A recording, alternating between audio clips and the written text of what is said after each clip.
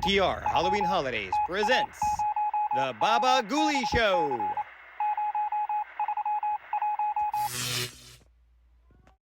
With cartoons from Watchwaddle.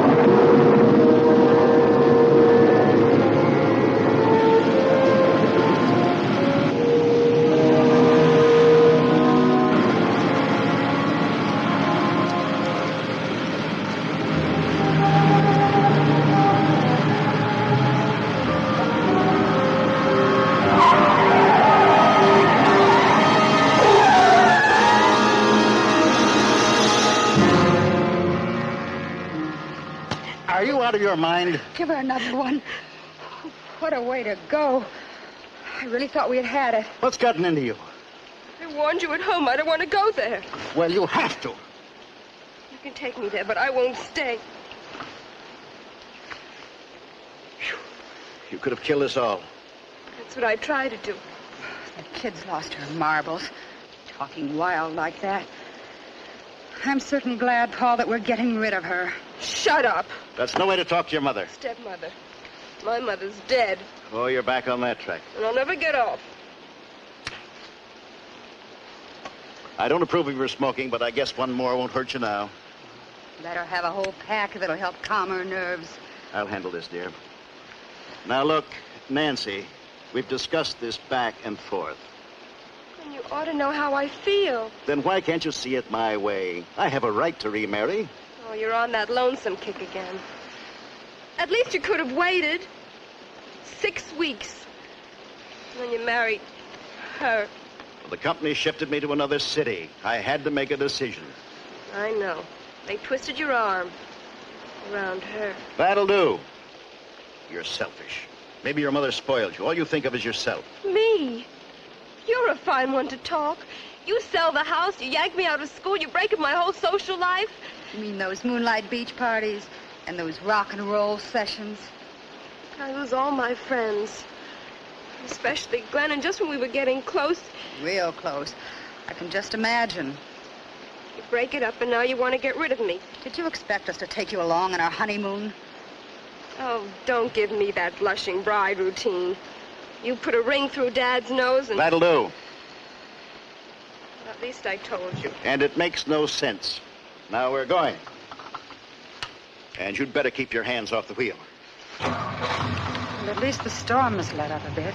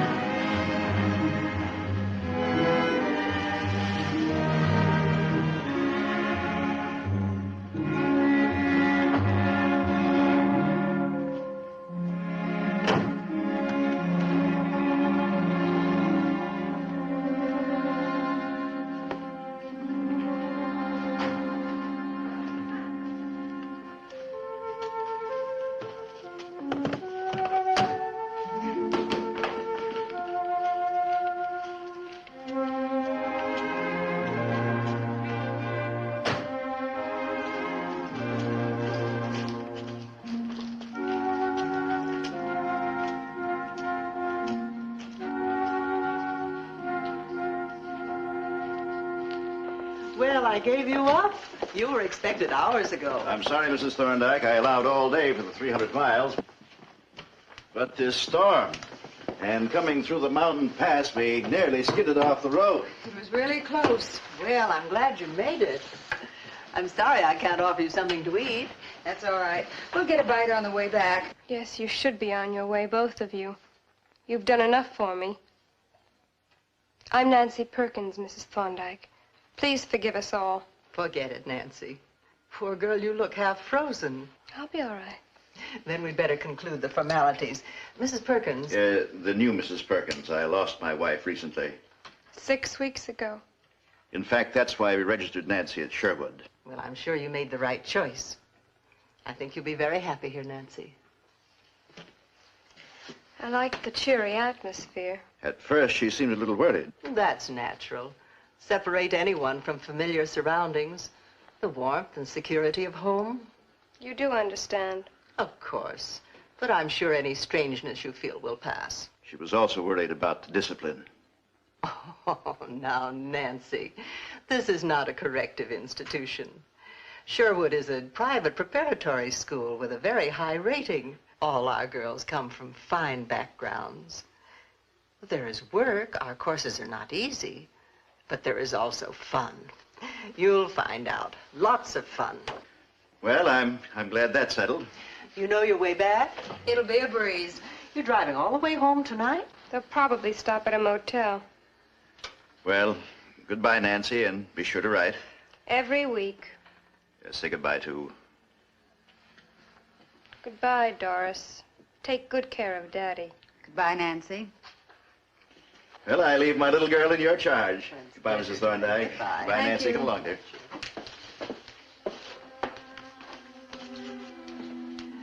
I'll help you with your luggage, Nancy. I'll show you to your room.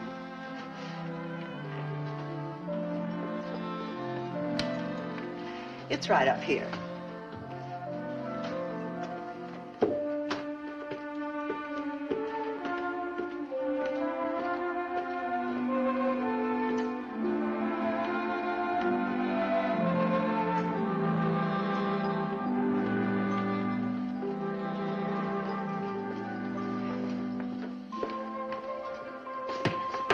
You sleep in here tonight.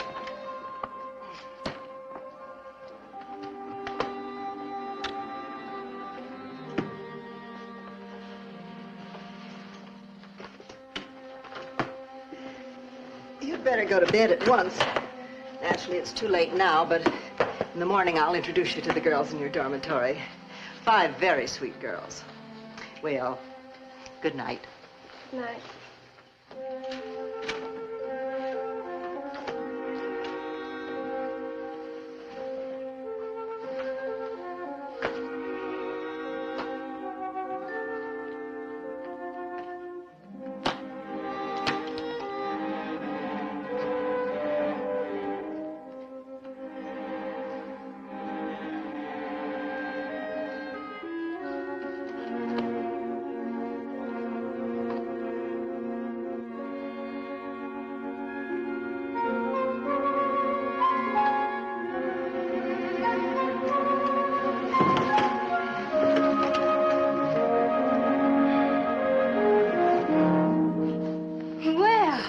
You've got sense enough not to fight.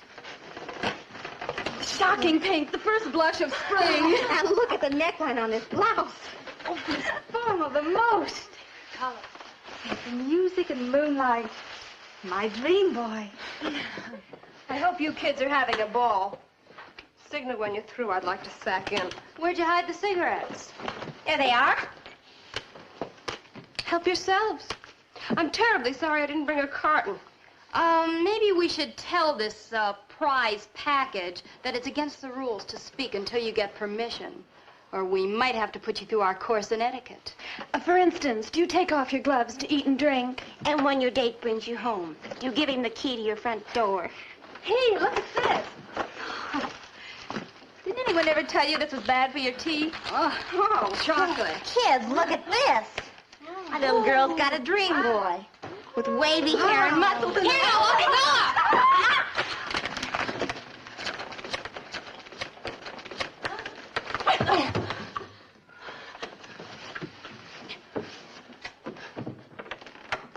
Hey, beat it, you guys. Old Horseface is on the warpath.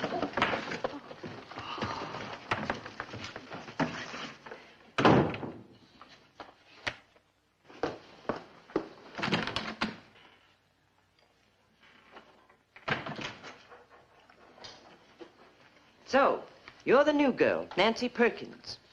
Yes, ma'am. Well, I'm Miss Rivers, and I'm the house mother. I look after this dormitory, and I teach art.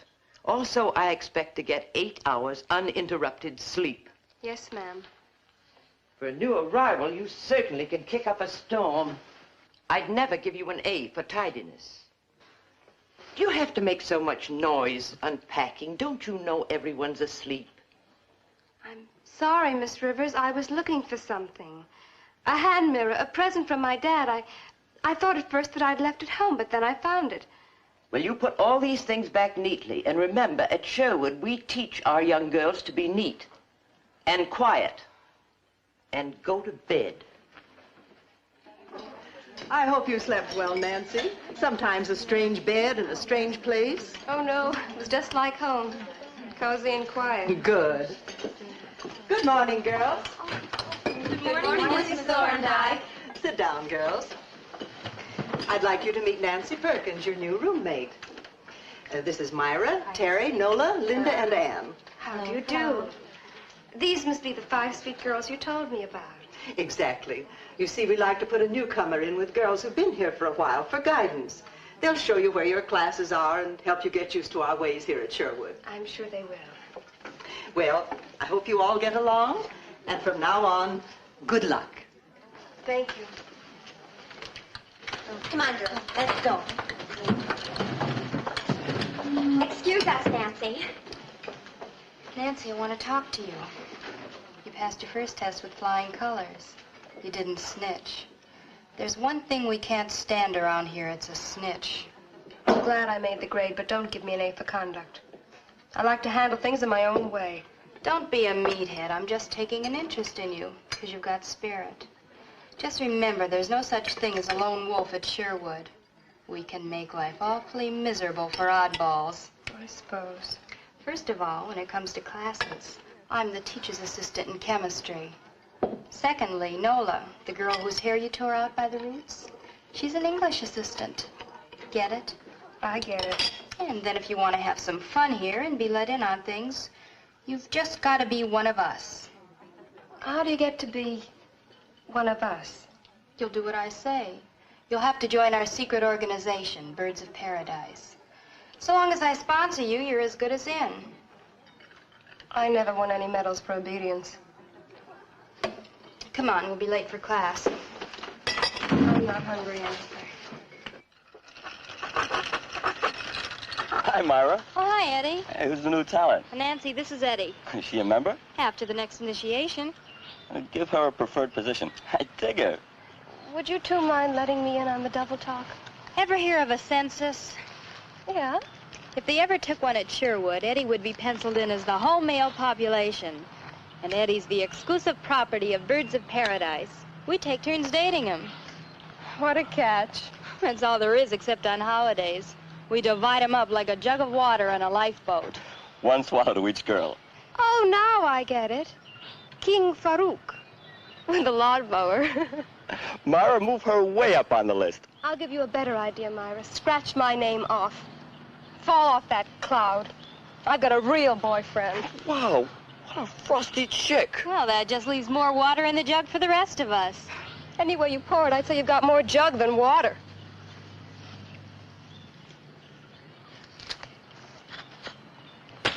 That's for nothing. What did I do? It's what you were willing to do. I heard you every word. Listen, lunkhead, you're not the dream boy you think. If there was more supply around here, there'd be less demand. All right, all right. And don't forget you're engaged to me. Yeah, but it's a secret. Not from us. You know it, and I know it. Remember that. Sure, baby. I have to share you, but I don't want you to be so enthusiastic about it. Okay. Now give the girl you love a kiss. Here? Here. In the morning? Does true love look at the clock? Okay. And don't forget, cut your date short tonight. Say your head hurts. You've been thinking. And meet me later on at the same place.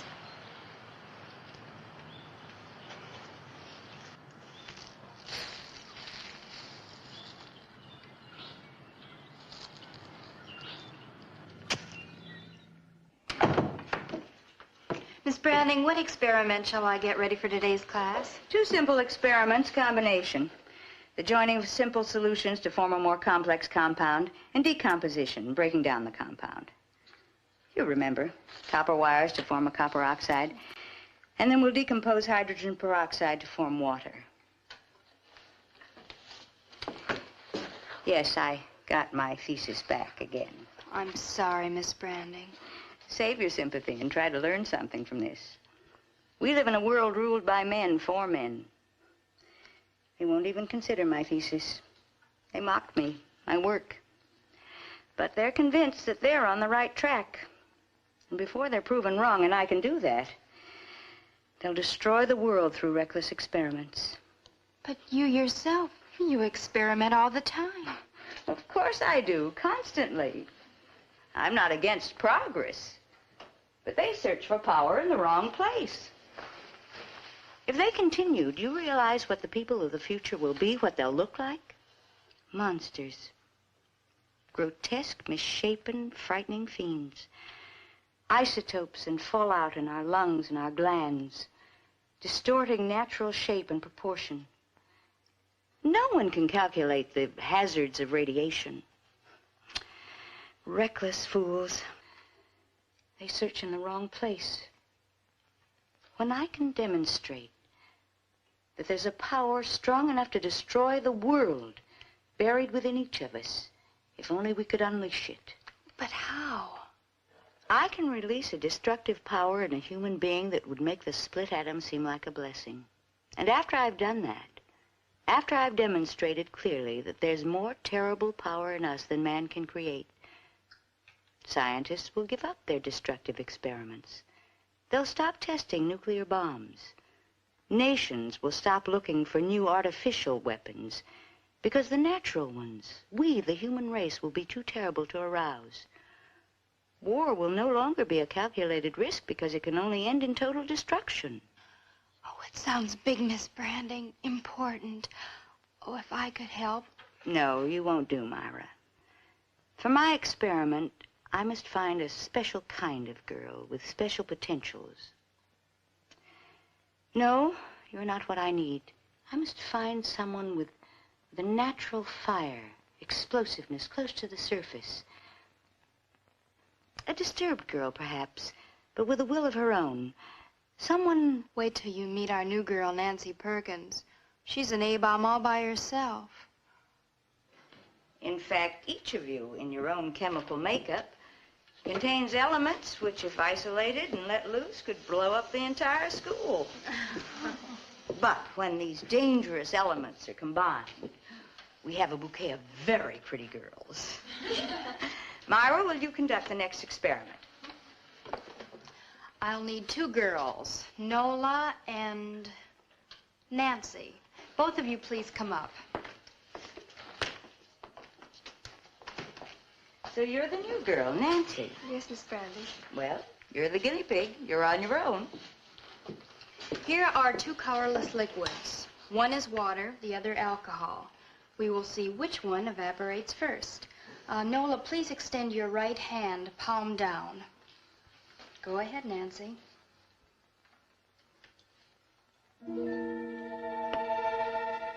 That's cool. Feels real cool.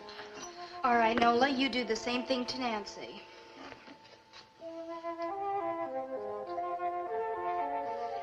Burn me!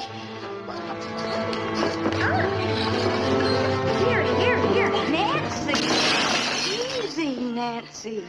You must control yourself. A mistake's been made. On purpose. You better let me treat this for you. Myra, will you look after the class? Yes, Miss Branding. I think Nancy needs special treatment.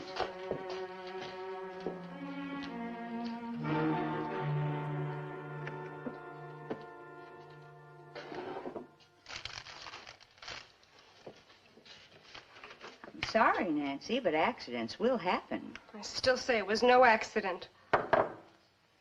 You feel strongly about being hurt. I never forget a hurt, and I never forget the person who hurts me. It's better?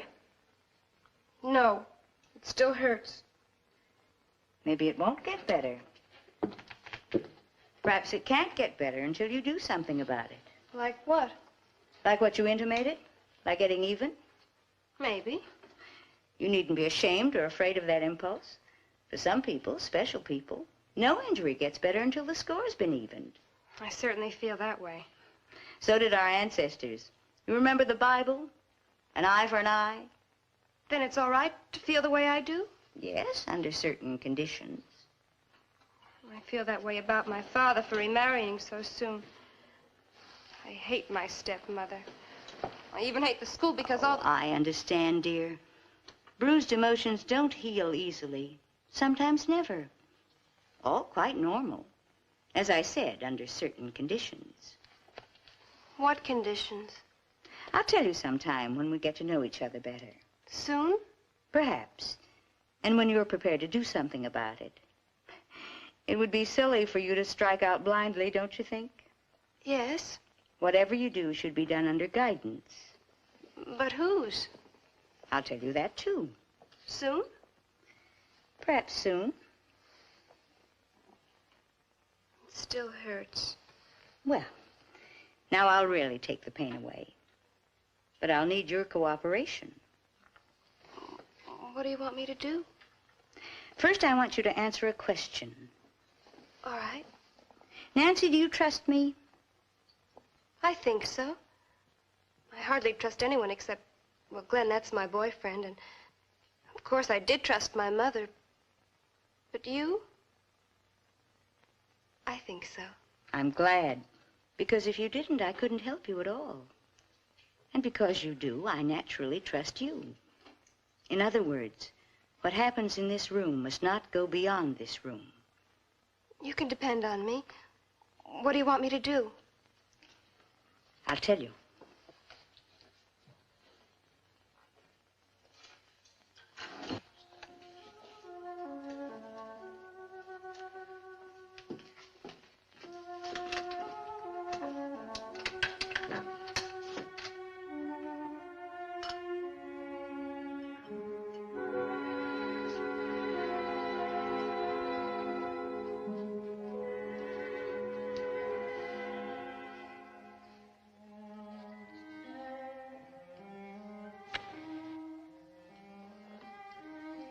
Nancy, have you ever been hypnotized?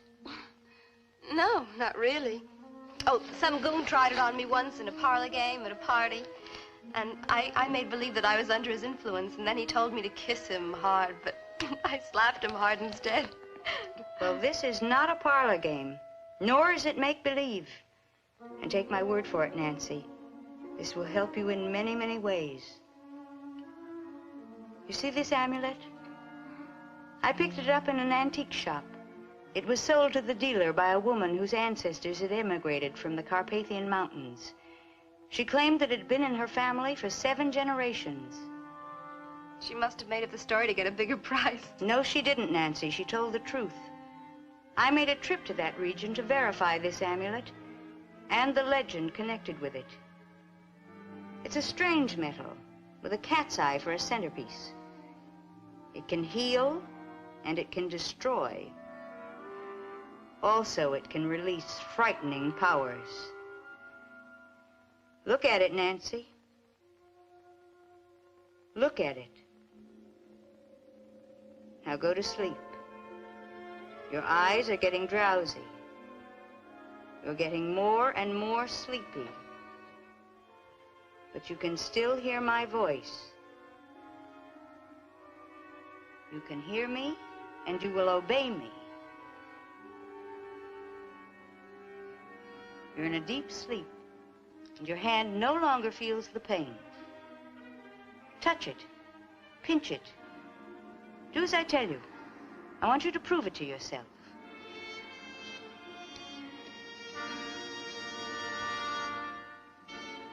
It's all gone. And that's what I promised you. And I helped take the pain away. And you won't forget that. No, Miss Brandy. When I count to 5, you'll wake up refreshed. The pain entirely gone. But you'll remember that it's important to obey me.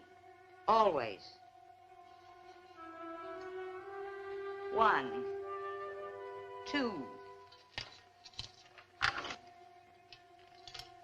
3,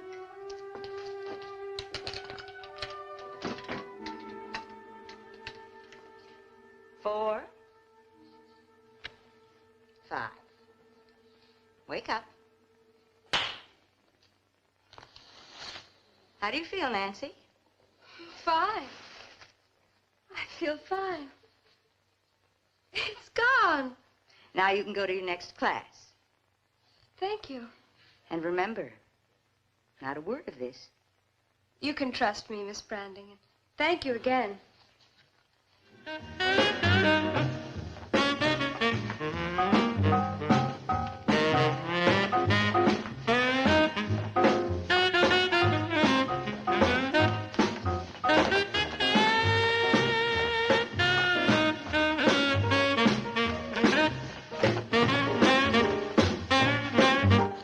Remember, you guys, this is no panty raid. We know how to socialize. We gotta behave. Like little gentlemen. Sure, just like you said. Good, clean fun. We'll just be a welcome surprise. Well, I hope so, because I still don't know if I'm doing the right thing. Come on, Eddie. Make the move.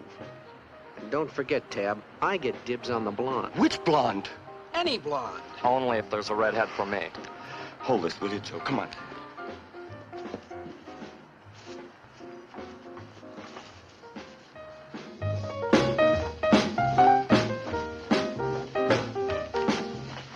Honey, you're holding it too tight.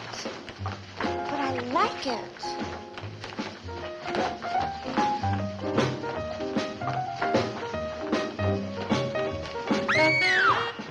Well, of all the... Don't be scared, girls. It's only us. My buddies, Joe and Tab. Hi. They fell in on me. They're from Lynbrook High, and I was telling them... Who about invited you? We heard the rock and roll. Figured it was open house. Well, it's out of bounds except for girls. You'll get us all in trouble. No, you can't crash this party. We already did. So you might as well be sociable. Besides, it'll be more fun. Terry, did you invite... I just happened to mention to Eddie that we were going to hold an initiation party. What's the difference? Let's have a blast. Then we'll go quietly out the window. Well, all right. But I'm going to hold you responsible. Hey, it's all in fun. Come on, I brought some swinging records.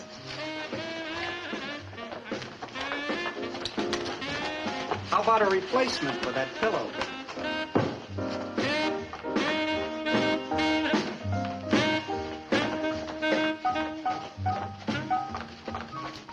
No, thanks. Oh, the sociable type. I choose my own partners. Okay. But wait till you ask me to dance. Hey, Tab, how about singing Puppy Love for the girls? Come on, come on.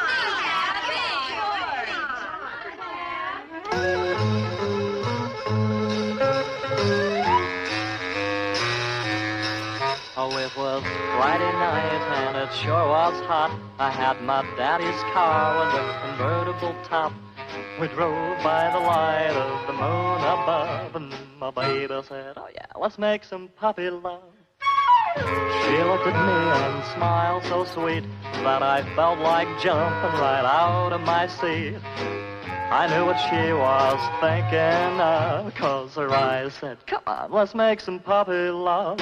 Well, then she gave me that crazy look, and before I knew it, I was really shook. So I drove like mad, and I didn't stop, 'cause I knew that if I did, I might blow my top. So I drove her home, 'cause it was late, and asked her for another date. She said, that's real cool, my turtle dove. We'll take another ride and make some puppy love.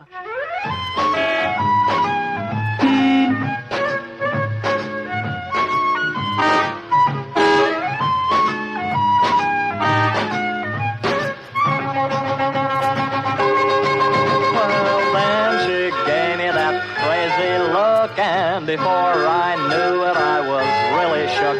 So I drove like mad, and I didn't stop, 'cause I knew that if I did, I might blow my top. So I drove her home, 'cause it was late, and asked her for another date. She said, that's real cool, my turtle dove. We'll take another ride and make some puppy love. Making puppy love. Puppy love. Love.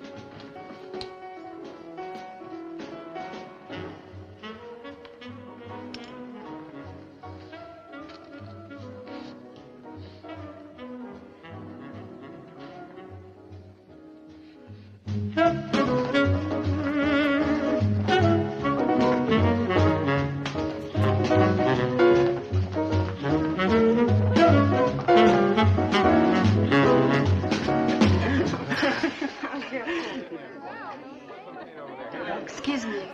Okay. What's wrong, Nancy? Nothing. I just feel a little dizzy, that's all. It's the excitement of the party. Sit this dance out and relax.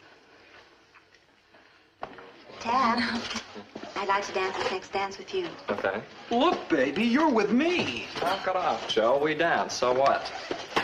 Stop it! Stop that! Cut it off, fellas. Come on, Let me in. Hurry up! Open the door and let me in. Okay, let her What's in. going on in there? What's going on in here? Why is this door locked? I thought I heard men's voices. Oh, no, Miss Rivers. I was just doing imitations. And this place looks as though you'd had a barroom brawl. Oh, we've just been having a little pillow fight. And what were the pillows stuffed with? Well, the hijinks are over for tonight. Rules are rules, and it's after 10 o'clock. Oh, just a little longer, Miss Miss Rivers. Rivers. Just a few minutes. Well, 15 minutes, and then all lights out. And Nola, you better get supplies for tomorrow's class now. I know you, sleepyhead. You'll never be up on time. Oh, I'm always the patsy. Wait till I get my hands on your Eddie. Okay, kids, start straightening up.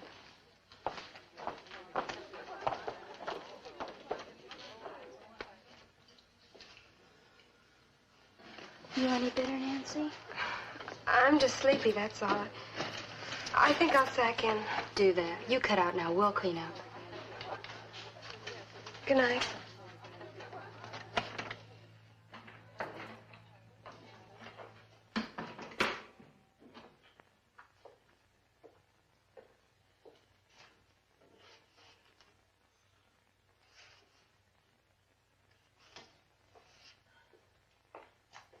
Here, Nola. Take one for the road. 86 proof ginger ale.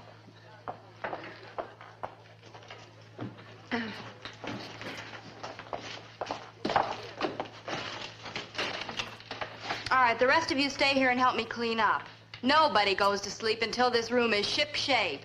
The birds of paradise are noisy, but neat.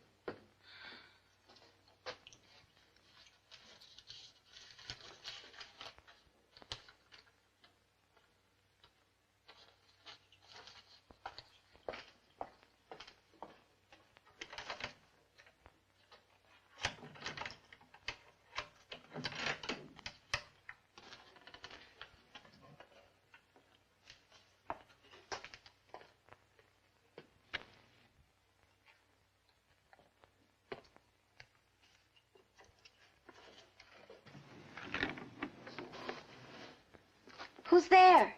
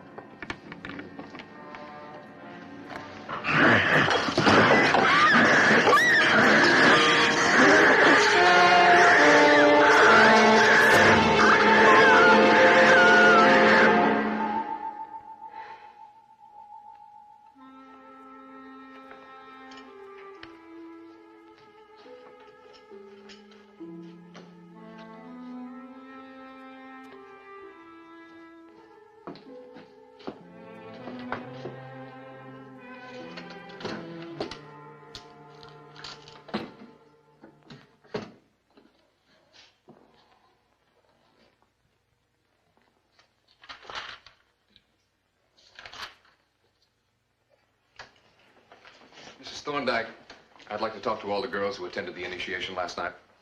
Sergeant, you certainly don't suspect one of them. Routine. But you know how teenagers are. Sometimes they get carried away, lose their heads. Well, I suppose you must. If you don't mind, I'll have them brought down. Miss Branding, will you please go to dormitories D and E, wake up the girls, and tell them to come down to my office? Yes, Mrs. Thorndyke. I think we could save a little time if you answered a few questions now. Of course. What do you keep in that basement? School supplies and tools. Who goes down there? Mostly William, the janitor. Occasionally a student. Oh, the janitor's been with us over 15 years. Does he keep the basement locked up? No, it's usually open. Just the supply room is kept locked. We'd like to have a talk with the janitor. Well, I'll get him right away.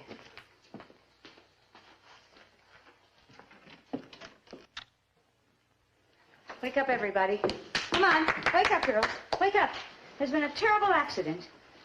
Hurry, put on your robes and meet me outside of Mrs. Thorndyke's office. The police want to question you. Police? What kind of an accident? When they talk to you, just tell them the truth. Now, hurry. You mustn't keep them waiting. Come on Nancy. now. Wake up. Wake up. Nancy. Can you imagine her sleeping through all this? You go ahead. I'll get Nancy up.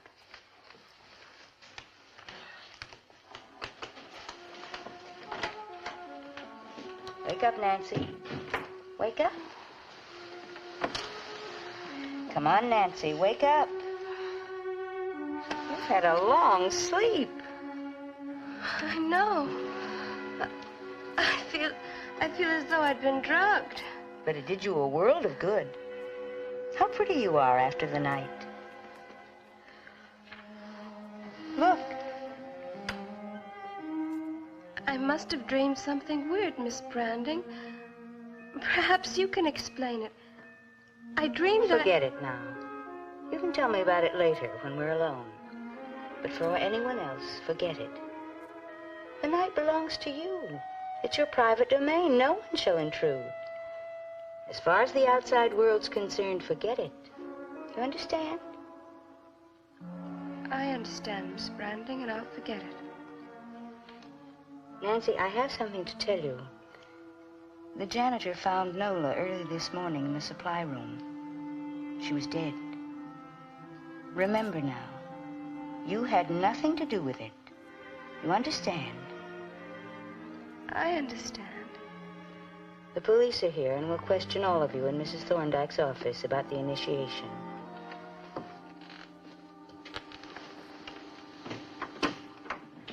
Would you sign this, Lieutenant? Yeah. Thank you. I read the report, Doc. I get the frame, but there's no clear picture. What do you make of it? Only what I saw.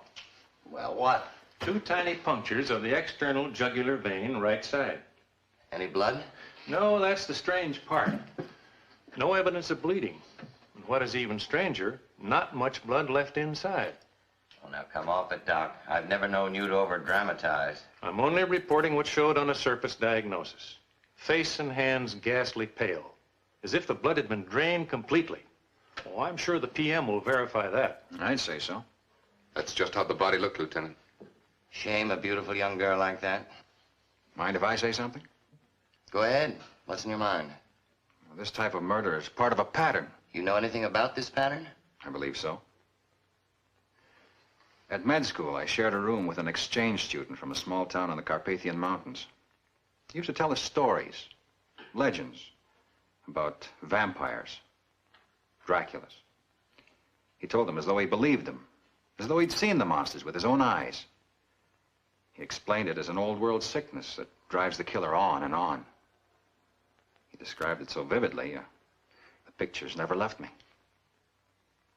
When I saw that young girl, chalk white, the last drop of blood drained from her, it came back to me. The killer, the sickness, the victims, just as he described it to me. As though it were true. And Dracula. Oh, come off it, Mike. You must be kidding. Don't let anyone hear you talk like that or you'll end up in a straitjacket. Okay, make fun of it if you like. But I believe it. One crack like that out of you to the reporters, and we'll have mass hysteria. Well, I'm in charge here. We're not reviving the age of witches and grave robbers. I'm sorry, Mike, but we've all got to watch ourselves very carefully. One wrong word could have the effect of dropping an A-bomb on Sherwood. As it is, the teenage students are panicked. Look, I understand your position, but... Now, Mike, a good coroner's not only got to be a good physician and surgeon, he's got to understand the legal principles of evidence and proof in court. That's why we can't go around shooting our mouth off, making loose assertions. What you just said couldn't be proved. For the present, we'll call this youthful zeal on your part. But from here on in, you just follow instructions.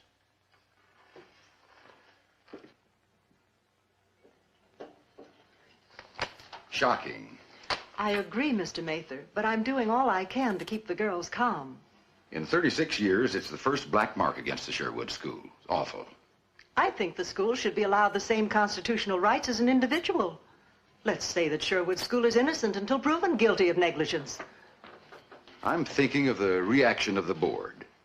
First thing they'll do is to cut down on the state grant of funds for your school.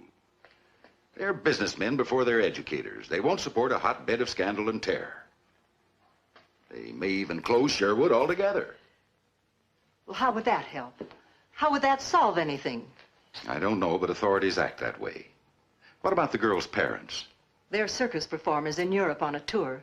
A lawyer in Chicago handled her tuition and checked her school reports. They've been notified.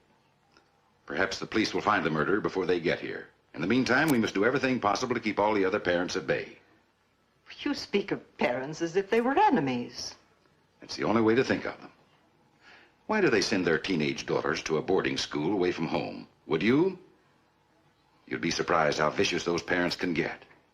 When they leave their daughters in a private school, they also leave all their responsibilities. For what they pay, little or much, they expect you to be mother, father, policeman, minister, teacher, guardian, confidant, and friend. Mrs. Thorndyke, I know your record. I know your qualifications. I know how hard you've worked to maintain high standards at Sherwood. Believe me, I haven't changed in my opinion of you or the school. It's just the outside world that concerns me. Let's keep a strong hand on the situation and let me know of any developments. I'll try to keep the board from tearing you apart. Girls, before we take up today's first experiment, I've been asked by Mrs. Thorndyke to say a few words to you.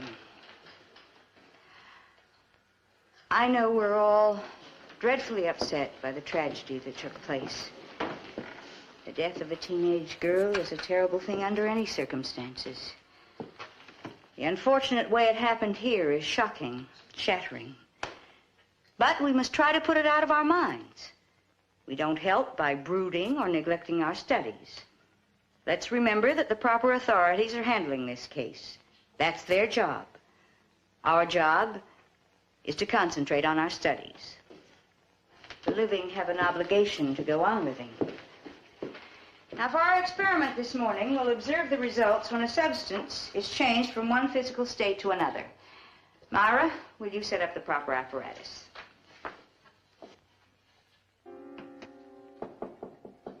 Come in.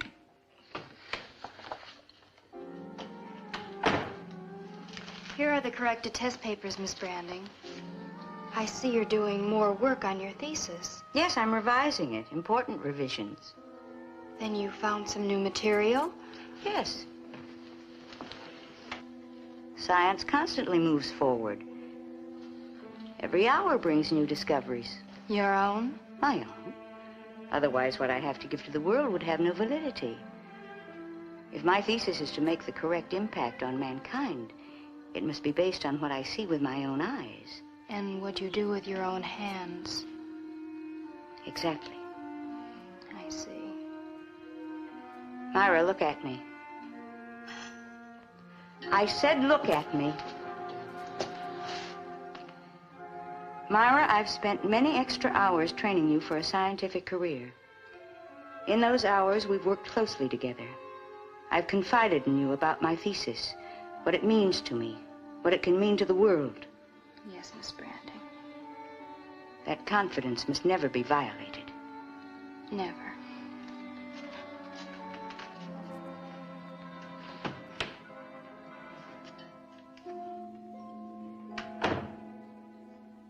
Looks like we've run into a wall.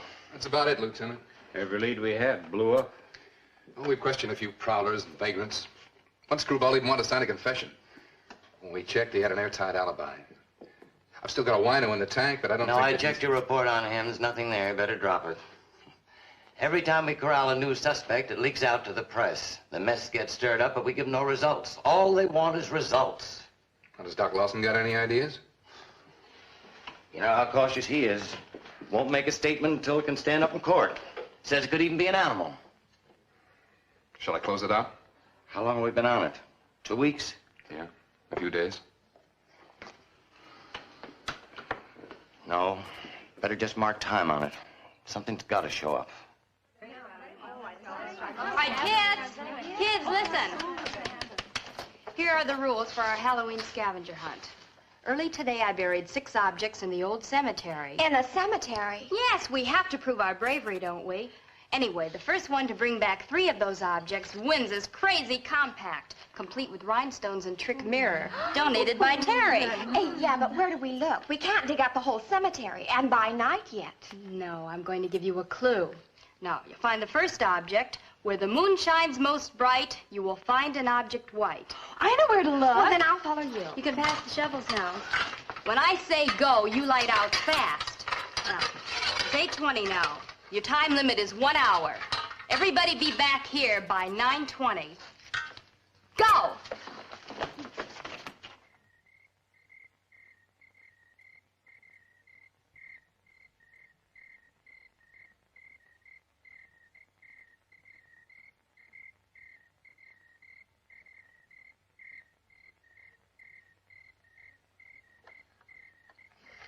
But, baby, why here? I like this atmosphere.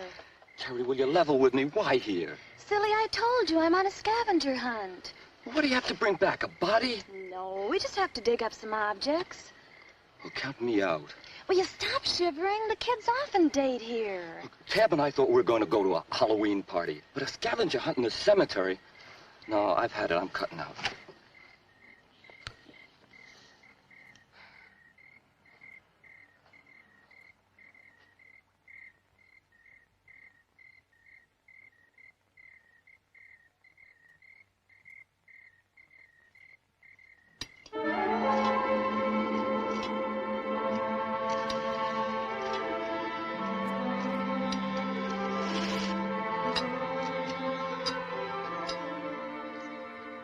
Nancy, what did you do to your... Why, Nancy, what's come over you?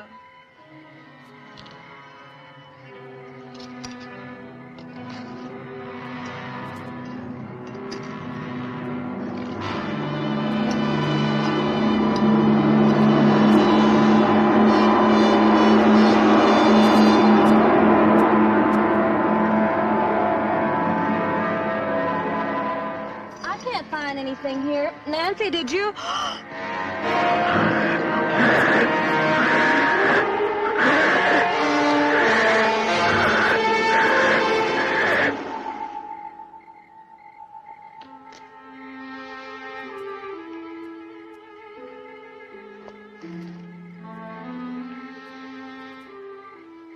Why? Well, isn't it cold fish from the party? Still a social type. Come here, honey. I'm not going to hurt you. You're pretty strong. Okay, I didn't say anything. I'm leaving right now. Never come across anyone quite like you.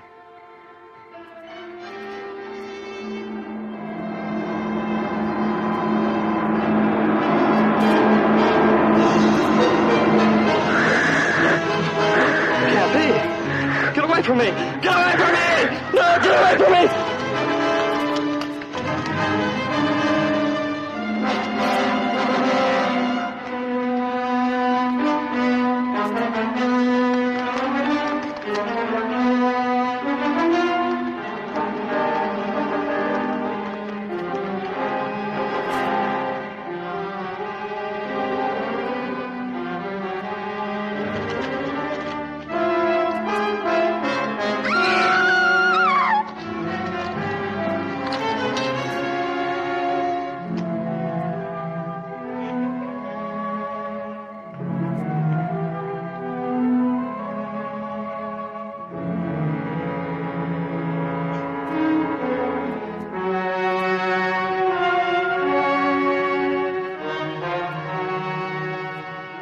Now we have 3 murders all alike.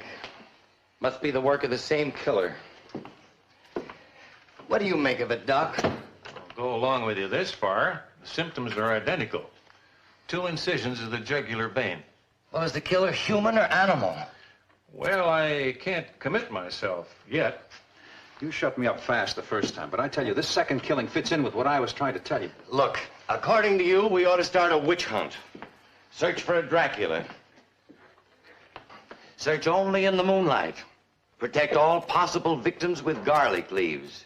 Or maybe dig up a couple of rows of corpses and drive wooden stakes through their hearts so they'll stay buried. Isn't that what the legend prescribes? You can't laugh away murder. I'm not trying to. I don't intend to. But the way it happened, where it happened. Look, let's go about this in a logical, routine manner. What was the motive? Well, it's not robbery. No evidence of assault. And it doesn't seem like vengeance. These teenagers had no enemies. Well, none that we know of, that is. Well, then it's definitely the work of a paranoid. Somebody with a compulsion neurosis to kill. In my book, that means another attempt will be made. A psychopathic killer feels superhuman. He thinks of himself as above. Why himself? There was certainly no clues pointing to the sex of the killer. That's right. Maybe within the school itself. We better re-question every girl on that scavenger hunt. If necessary, every girl in the school. The lieutenant will see you now, Nancy. Go ahead, dear.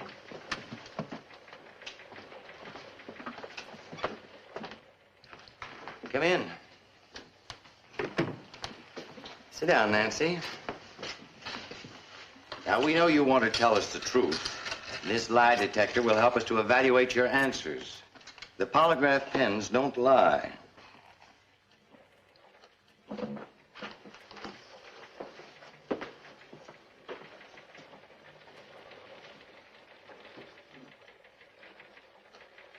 Now, Nancy, to set your mind at ease, let me explain how the polygraph works. These wires carry an impulse to the machine, which registers through the pens on this graph paper. The pens move according to the impulses they receive from your body. That way, we obtain a picture as to whether your statements are true or false. Start the machine, will you? For example, Nancy, what's your full name? Nancy Perkins. The pen registered a normal impulse. That indicates you told the truth.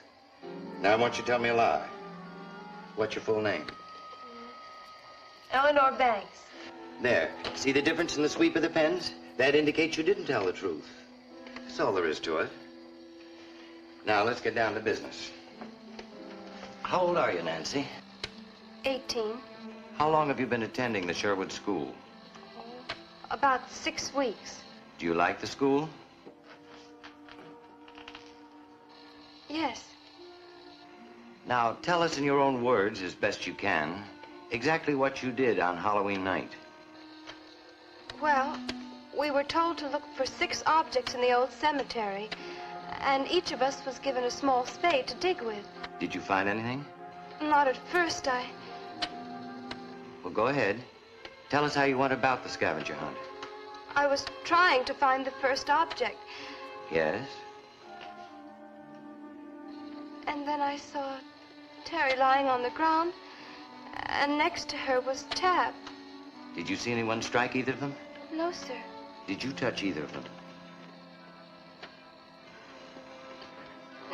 No, sir. What happened after you saw both bodies? Well, the other girls came running, and they saw the bodies too, and we just stood there. All of us just stood there. We were too frightened to move. Thank you, Nancy. That'll be all.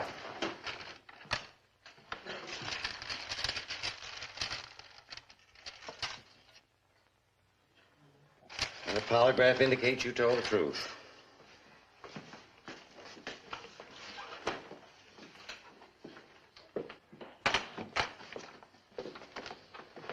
May I take the girls back to school now, Lieutenant? Yes, and thank you very much. That's an interesting necklace, especially the pendant. An antique, I suppose. It's definitely an antique. I'm not the type for costume jewelry. It's a keepsake, of no value at all except to me. I can see you treasure it very highly by the strong chain you wear it on. Will you also want to question the teachers? Yes, but we'll let you know when. Goodbye, and thanks again.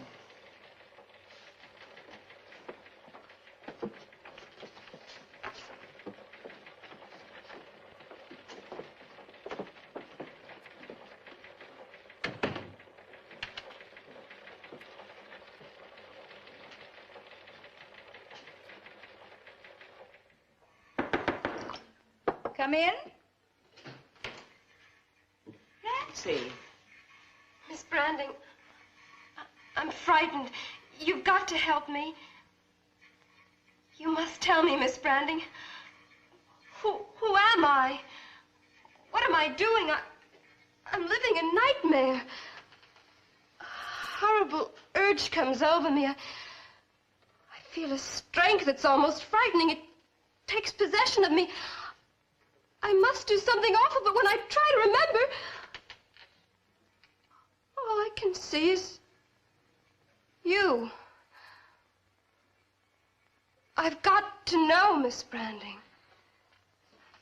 You will. And when you know the whole truth, when you realize the part that you've played in saving mankind from his own destruction, you'll be proud. But in the meantime, what I do, what you make me do, I feel it's wrong. Wrong? Who's the judge of that? There's as much merit to one side as to the other. The final result will justify everything. Go back to class. Empty your mind of doubts or misgivings. Remember, the deed and the responsibility are mine. Your responsibility. Like master and slave? Like brain and arm. Put it out of your mind. Go on, Nancy. Go back to class. I came as soon as I got your message. Thank you, Miss Branding. Oh, I need your help desperately, and I know I can trust you. I'm also trying to control my nerves, but it is extremely difficult. You see, you might say that Sherwood School is under bombardment. Everything I've worked for, built up with love and patience, being destroyed because of these dreadful tragedies. A dozen students have been pulled out of school by parents and guardians in the last 2 days. And the state supervisor threatens to close Sherwood. I know how you feel, Mrs. Thorndike. Please call on me. Anything I can do, anything. Thank you, Miss Branding. Now, I want you to take over some of my administrative duties, which will leave me free to talk to parents, to reporters, to keep down hysteria until the police catch this fiend, this monstrous killer. Of course, of course. As long as I have a chance, I must keep on fighting to save the school. I'll help in any way I can.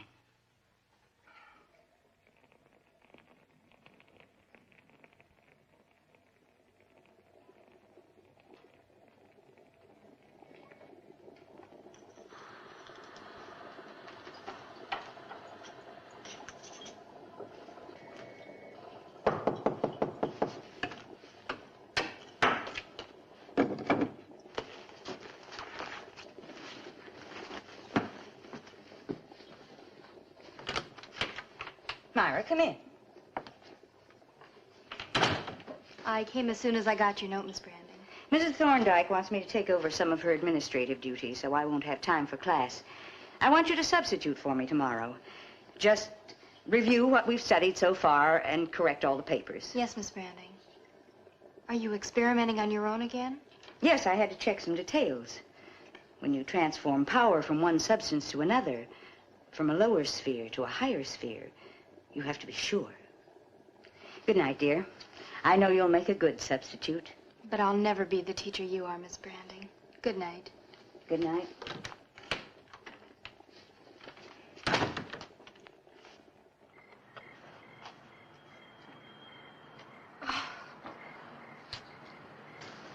Nancy.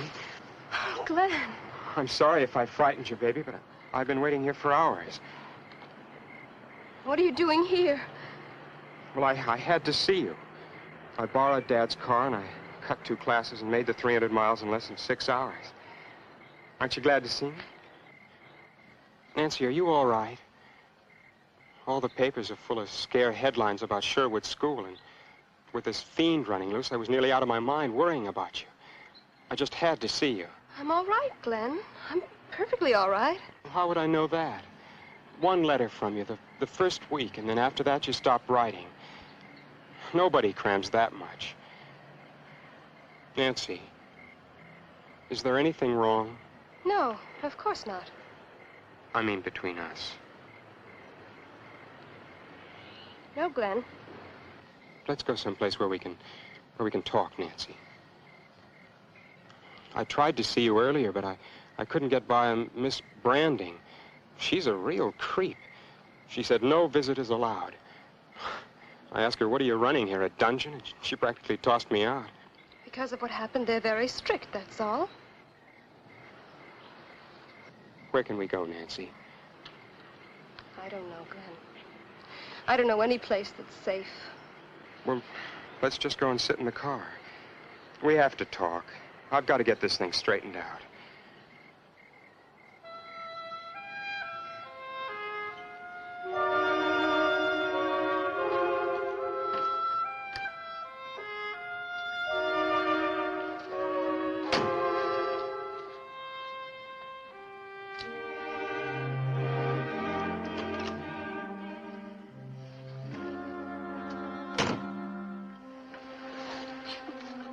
No, Glenn, you mustn't.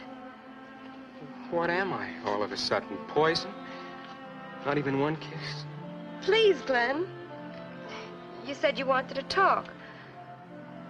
All right, we'll talk first. Look, Nancy, I'm sick. I'm worried sick about you. About both of us. All those wonderful plans we made. Going to state college together, then after that, the other plans. Kids make plans. Dream stuff. You meant every word you said. I know I did. But the way you act and speak tonight, I've lost my compass. I don't know where we're heading. Look, I'm going to ask you once more. Is there anything wrong? Maybe. Nancy, please, what are you trying to say to me? I don't know, Glenn. I don't know for sure, and until I do, you must go back, please. I won't.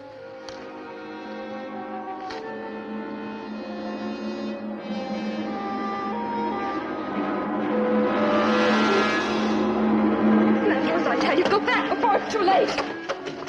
Nancy!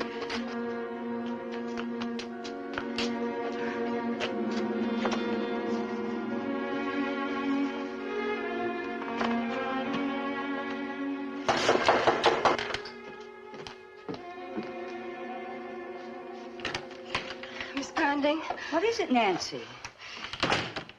Miss Branding, you must help me. Well, I thought I convinced you I am helping you. No, I don't mean those fancy phrases about mankind and the future of the human race. I mean help for me. You've got to set me free. Free to do what? Free to be myself. I just left Glenn, my boyfriend. You tried to stop him from seeing me. I didn't think that was important. It's the only important thing in my life. I love him. I know that. That's why I tried to prevent him from seeing you. Nancy, I can't risk having you upset. At this point of my experiment, our experiment, your emotional stability is of the utmost importance. In the scale of the future, it's bigger than anything. Certainly bigger than adolescent love between a couple of teenagers. What I feel for Glenn, you'll never understand. I'm asking you to set me free. Don't confuse me any longer with this talk of a big experiment. I know who you are, and I know what you've done to me. When I was in his arms, instead of feeling what I should, I almost killed him. You've got to help me. It's too late, Nancy. We, you and I together, we must go to the end of this experience. But it's horrible.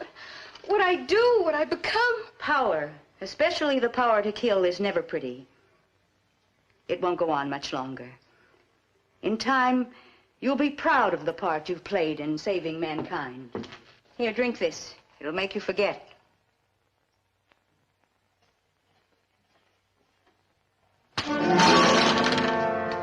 You'll do as I say. Remember what I want you to remember, and draw a veil over the rest. No! Nancy, look at me. No! I said, look at me. I won't. If you won't let me go, I'll do it myself. You can't defy me. My will is stronger than yours.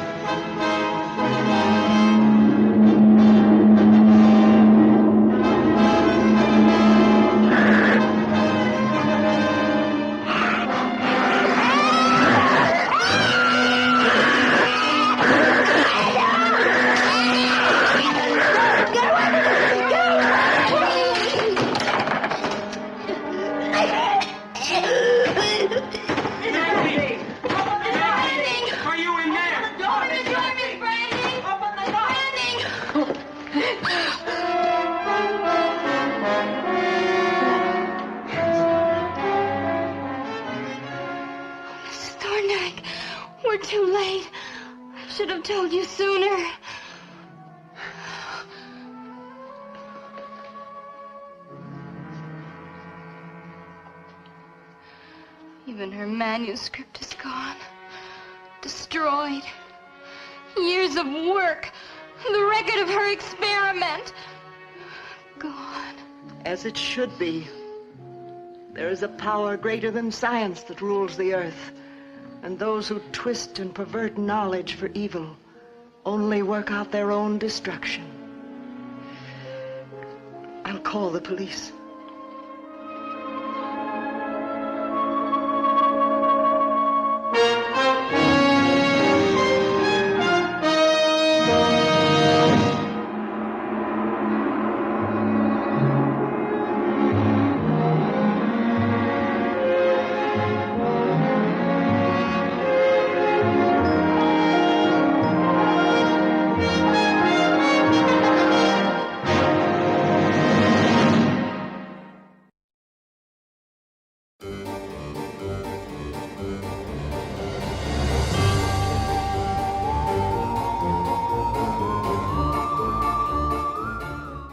Cartoons, usually found in your television set. Today, however, they will appear inside your radio. This is Watch Waddle Tunes on the Baba Ghoulie Show.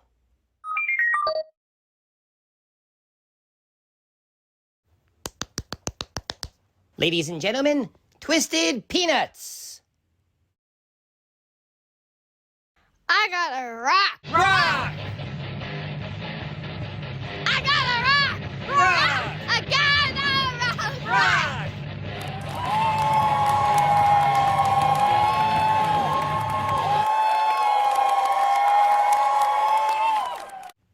And now it's time for Radio Ghost.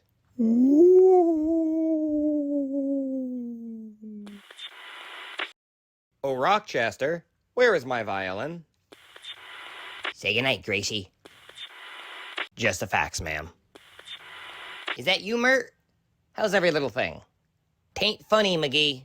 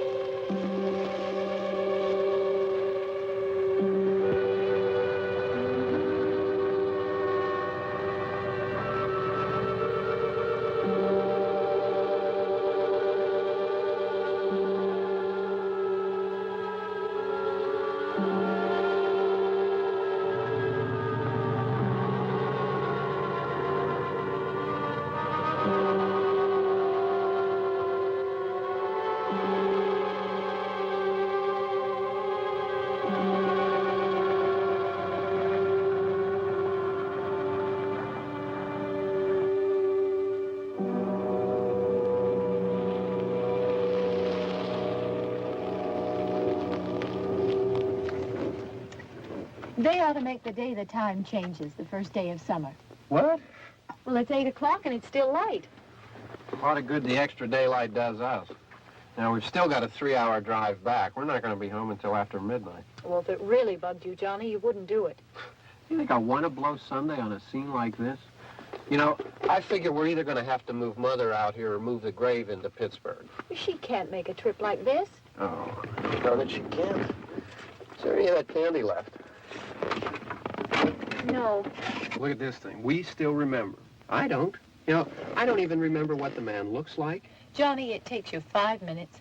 Yeah, 5 minutes to put the wreath on the grave and 6 hours to drive back and forth. Mother wants to remember, so we trot 200 miles into the country and she stays at home. Well, we're here, John, all right? We're back on? Oh. Ladies and gentlemen, we're coming back on the air after an interruption due to technical problems.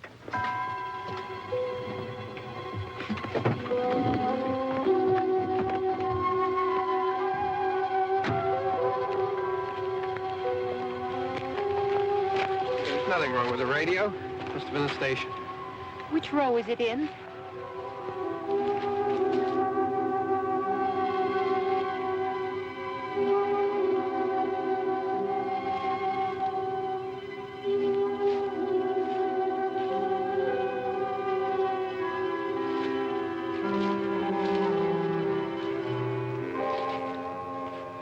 Well, there's no one around. Well, it's late. If you'd gotten up earlier. Oh, look, I already lost an hour's sleep on the time change. I think you complain just to hear yourself talk.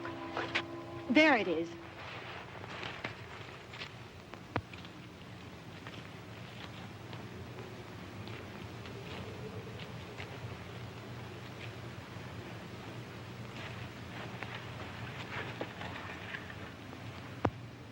I wonder what happened to the one from last year.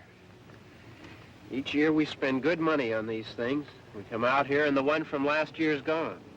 Well, the flowers die, and the caretaker or somebody takes them away. Yeah, a little spit and polish. You can clean this up. Sell it next year. Wonder how many times we bought the same one.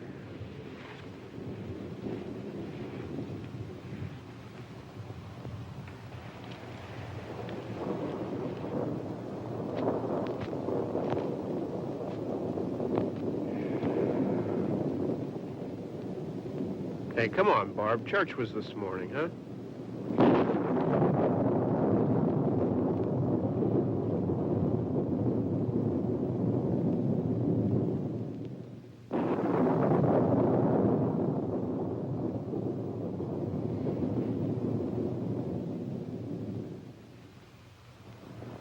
Hey, I mean praying's for church, huh? Come on. I haven't seen you in church lately. Well, there's not much sense in my going to church. Do you remember one time when we were small, we were out here? It was from right over there I jumped out at you from behind the tree, and Grandpa got all excited, and he shook his fist at me, and he said, "Boys, you'll be damned to hell." Remember that? Right over there. Well, you used to really be scared here. Johnny, You're still afraid. stop it now. I mean it. They're coming to get you, Barbara. Stop it. You're ignorant. They're coming for you, Barbara. Stop it. You're acting like a child. They're coming for you. Look, there comes one of them now. He'll hear you. Here he comes now. I'm getting out of here. Johnny.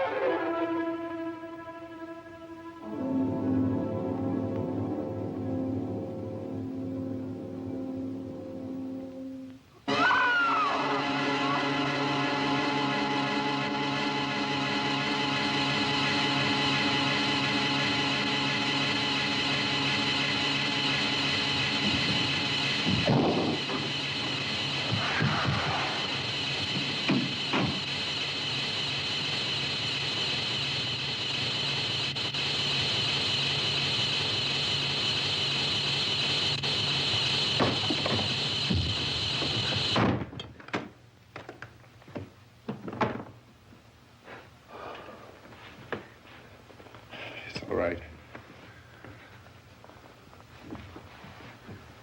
Don't worry about him. I can handle him. Probably be a lot more of them as soon as they find out about us. Truck is out of gas. This pump out here is locked. Is there a key?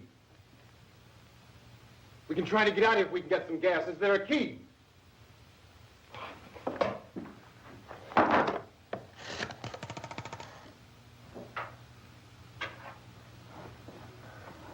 suppose you've tried this.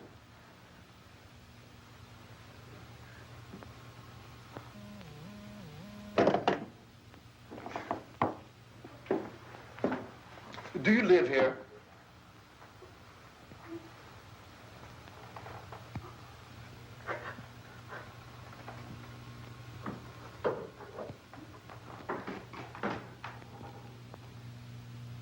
Jesus.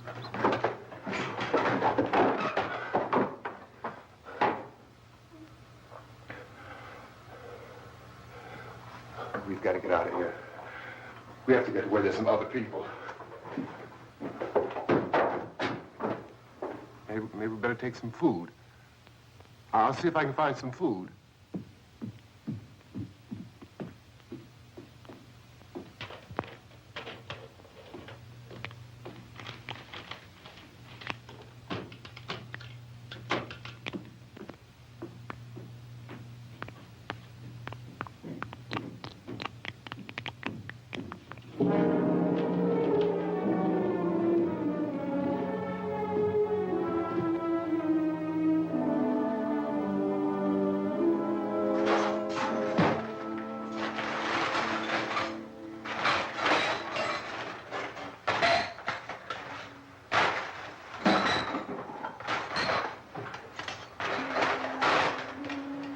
What's happening? How do you think it's happening? What's happening?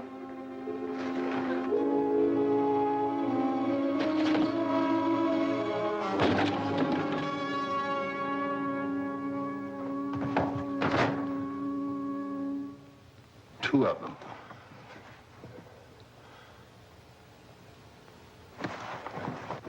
There are two of them out there. Have you seen any more around here? I can take care of those two. I don't I know you're afraid, but we have I to... don't know! I don't know! What's happening?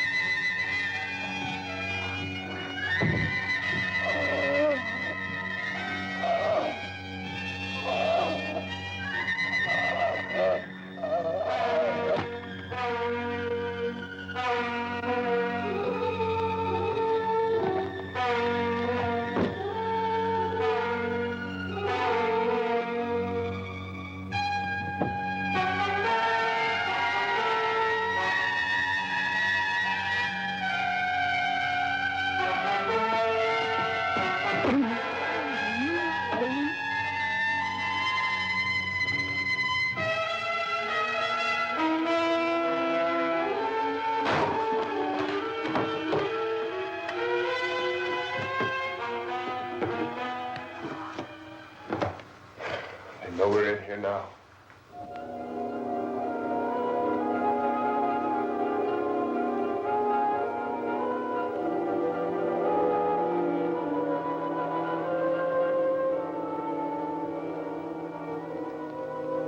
Don't look at it.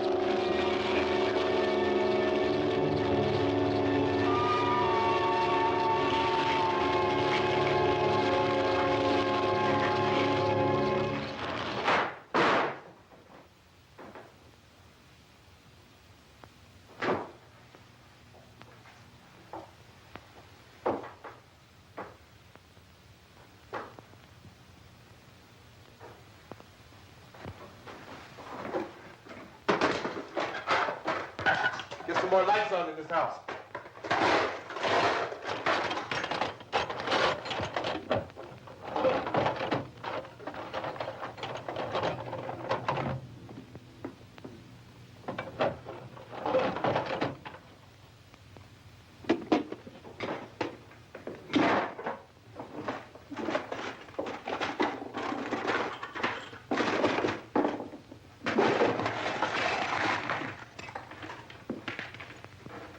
Why don't you see if you can find some wood, some board, something about a fireplace, something we can nail this place up.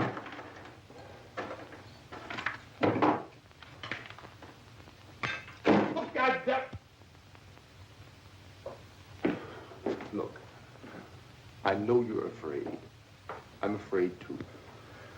But we have to try to board the house up together. Now, I'm going to board up the windows and the doors. Do you understand? We'll be all right here. We'll be all right here until someone comes to rescue us. But we'll have to work together. You'll have to help me. Now, I want you to go in and get some wood so I can board the place up. Do you understand? Okay? Okay?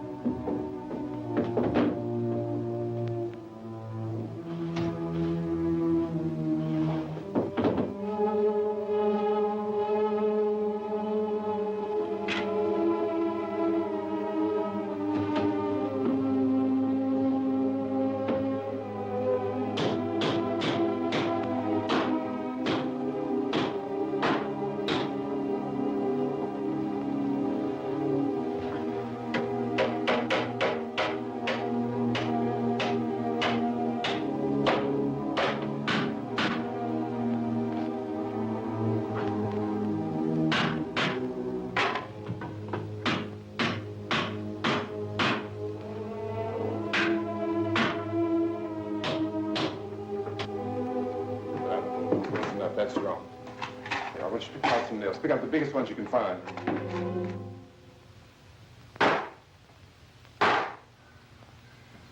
There, this room looks pretty secure. If we have to, we can run in here and board up the doors. Won't be long before those things will be back pounding their way in here. They're afraid now.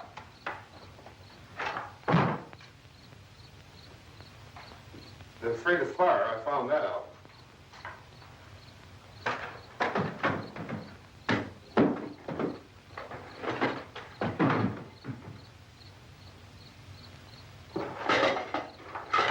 You know a place back down the road called Beekman's?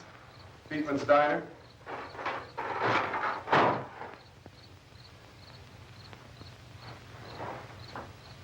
Anyhow, that's where I found that truck I have out there. There's a radio in the truck. I had jumped in to listen to it when a big gasoline truck came screaming right across the road. But there must have been 10, 15 of those things chasing after it, grabbing and holding on. Now, I didn't see them at first. I could just see that the truck was moving in a funny way. And those things were catching up to it. The truck went right across the road.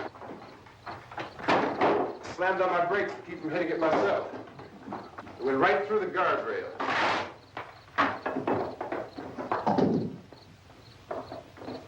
I guess the driver must have cut off the road into that gas station by Beekman's Diner. It went right through the billboard, ripped over a gas pump, and never stopped moving. By now, it's like a moving bonfire. Didn't know if the truck was going to explode or what. Still, here's the man, screaming.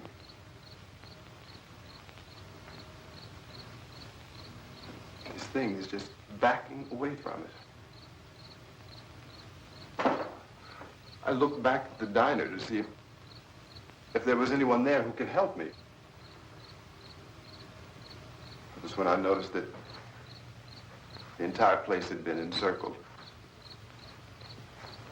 There wasn't a sign of light left, except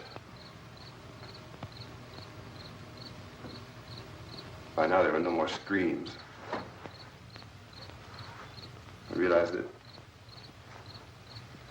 I was alone with 50 or 60 of those things, just standing there, staring at me. I started to drive. I just plowed right through them. They didn't move. They didn't run or just stood there, staring at me. Just wanted to crush them. They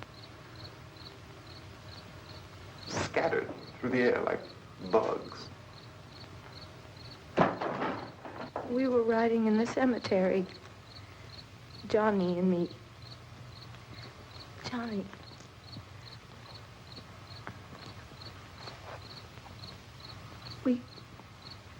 We came to put a wreath on my father's grave. Johnny, and he said, "Can I have some candy, Barbara?" We didn't have any. And, oh, it's hot in here. Hot.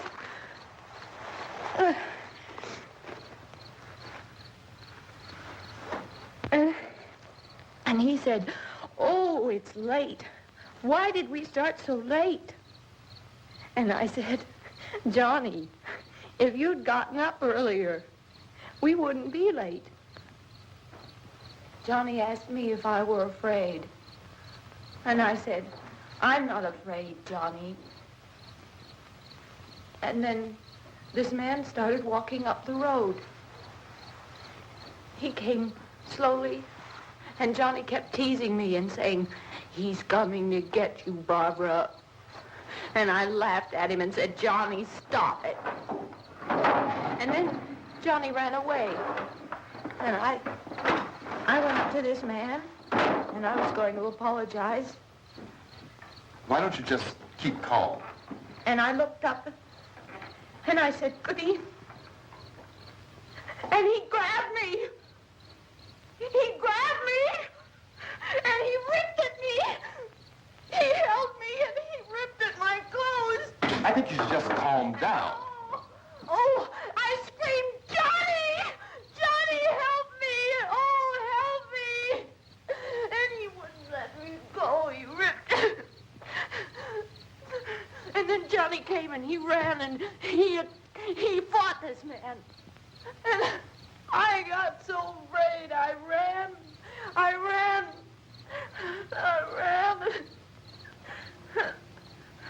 And Johnny didn't come. We have to wait for Johnny.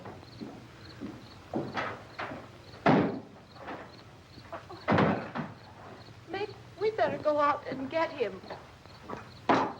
We have to go out and get Johnny. He's out there. Please, don't you hear me? We've got to go out and get him. Please! We have got to go get Johnny! Please help me! Please! Don't you know what's going on out there? This is no Sunday school picnic. Don't you understand? My brother is alone! Your brother is dead. No! My brother is not dead! Oh.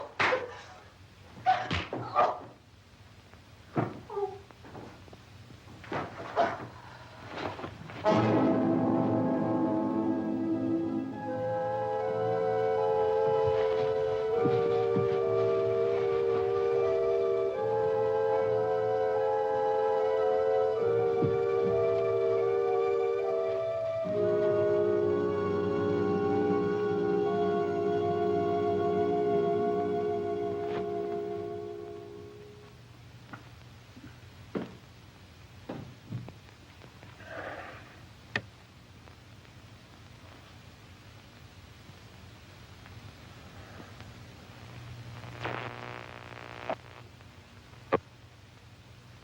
Because of the obvious threat to untold numbers of citizens, and because of the crisis which is even now developing, this radio station will remain on the air day and night.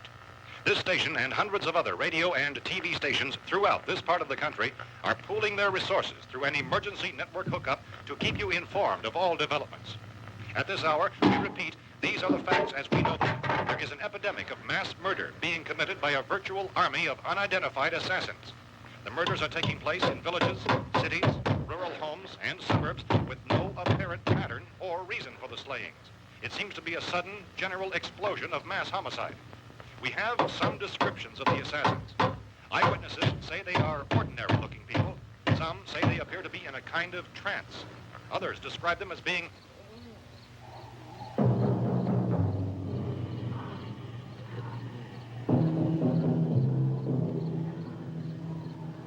So, at this point, there is no really authentic way for us to say who or what to look for and guard yourself against. Misshapen monsters.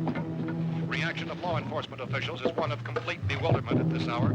So far, we have been unable to determine that any kind of organized investigation is yet underway. Police, sheriff's deputies, and emergency ambulances are literally deluged with calls for help. The scene can best be described as mayhem. Mayors of Pittsburgh, Philadelphia, and Miami, along with the governors of several eastern and midwestern states, have indicated the National Guard may be mobilized at any moment, but that has not happened as yet. The only advice our reporters have been able to get from official sources is for private citizens to stay in their homes behind locked doors. Do not venture outside for any reason until the nature of this crisis has been determined and until we can advise what course of action to take. Keep listening to radio and TV for any special instructions as this crisis develops further.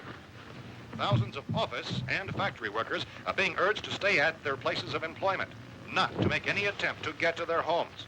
However, in spite of this urging and warning, streets and highways are packed with frantic people trying to reach their families or apparently to flee just anywhere. We repeat, the safest course of action at this time is simply to stay where you are.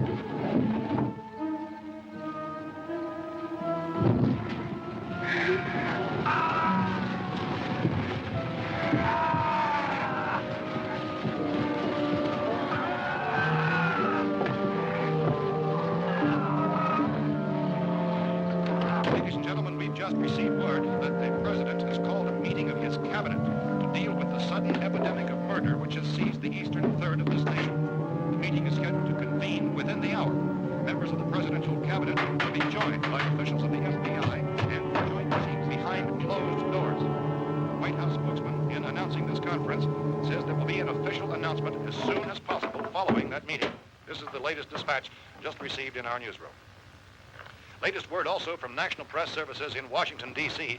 now tells us that the emergency presidential conference, which we've just mentioned, will include high-ranking scientists from the National Aeronautics and Space Administration. That's the extent of this latest meeting. Members of its cabinet, the FBI, Joint Chiefs of Staff, and scientists from NASA within the hour. All radio and TV stations in this part of the country, including the one on which you were listening, have joined their facilities in an emergency network to bring you this news as it develops. We urge you to stay tuned to radio and TV and to stay indoors at all costs. Late reports reaching this newsroom tell of frightened people seeking refuge in churches, schools, and government buildings, demanding shelter and protection from the wholesale murder which apparently is engulfing much of the nation. Law enforcement officials are at a loss to explain or even at this hour, even to theorize about the reasons for this grave murder. So far, the advice we're able to give the public is summary of Chief T.K. Dunmore of Camden, North Carolina, who's quoted as saying, quote, "Tell the people, for God's sake, to get off the streets. Tell them to go home and lock their doors and windows up tight. We don't know what kind of murder-happy characters we have here." End quote. Is Chief Dunmore of Camden, North Carolina. So far, the only descriptions, the only clues anyone has of the killers come from frightened witnesses of some of the slain. These eyewitness accounts variously describe the murderers as ordinary-looking people, misshapen monsters, people who look like they're in a trance, and things that look like people but act like animals. Some eyewitnesses tell of seeing victims who look as though they had been torn apart. This whole ghastly story began developing 2 days ago with the report of the slaying of a family of 7 in their rural home near Gulfport. Since then, reports of some senseless killings began snowballing in a reign of terror which has hopscotched in a dramatic, disconnected manner throughout much of the east and midwest of the United States. Efforts to keep track of the murder reports by the placing of markers on a map seem to indicate a general spreading to the extreme southeastern United States from the north and west. Our newsmen have been on the telephone talking with officials in other cities and have determined that none of this kind of mass murder has yet been reported west of the Mississippi River, except in the extreme southeastern portion of Texas. Similar killings have been reported around the Houston and Galveston areas, but nothing like... I found a gun and some bullets out there. It was only late yesterday and when these. it became clear we were facing some kind of national emergency. When first reports began filtering in, newsmen and law enforcement agencies were of the opinion This place is boarded up pretty solid now. in nature. However, as these We ought to be all right here for a while. dramatically, it was soon apparent that We have this the was gun something and more than the bullets. usual run of lawlessness. Food and the radio. Officials began to suspect an obscure kind of conspiracy. Sooner or later, someone's Things as bound to come and get us out. creatures from outer space. So again, we join with law enforcement agencies, urging you to seek shelter in a building. Lock the doors and windows securely. Hey, that's us. We're doing all right. Cautious of any suspicious strangers. And keep tuned to your radio and television for survival instructions and further details of this continuing story. Look, I don't know if you're hearing me, Goes on in the absence of any law. but I'm going upstairs now. It's almost as though some critical balance of If anything should try to break in here, I can hear it from up there, and I'll be down to take care of it. savage killers. We repeat, this radio station. Everything is all right for now. I'll be back to reinforce the windows and doors later. But you'll be all right for now, okay? Okay. Civil defense officials in Cumberland have told newsmen that murder victims show evidence of having been partially devoured.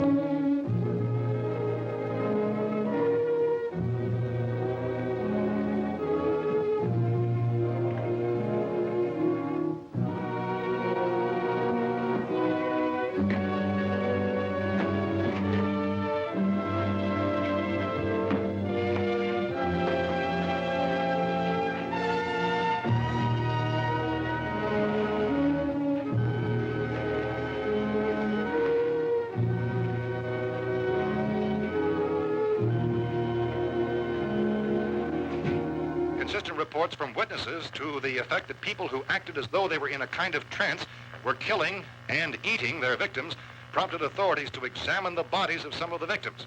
Medical authorities in Cumberland have concluded that in all cases, the killers are eating the flesh of the people they murdered.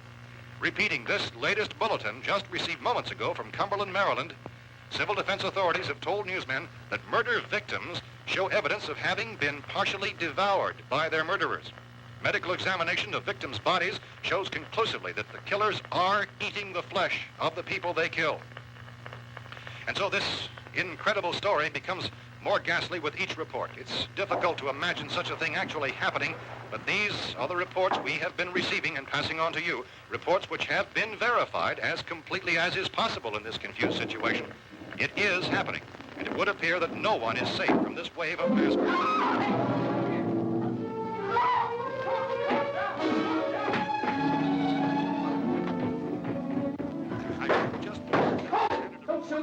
We're from town. A radio. County, Pennsylvania. The Butler County Sheriff has verified by their slayers is true. No further details available at this time. However, how long you guys been down there? I could use some help up here. That's the cellar. It's the safest place. You mean you didn't hear the racket we were making up here? How were we supposed to know what was going on? Could have been those things for all we knew. That girl was screaming. Sure, you must know what a girl screaming sounds like. Those things don't make any noise. Anybody would know somebody ever needed help. Look, it's kind of hard to hear what's going on from down there. We thought we could hear screams, but for all we knew, that could have meant those things were in the house afterward. And you wouldn't come up and help?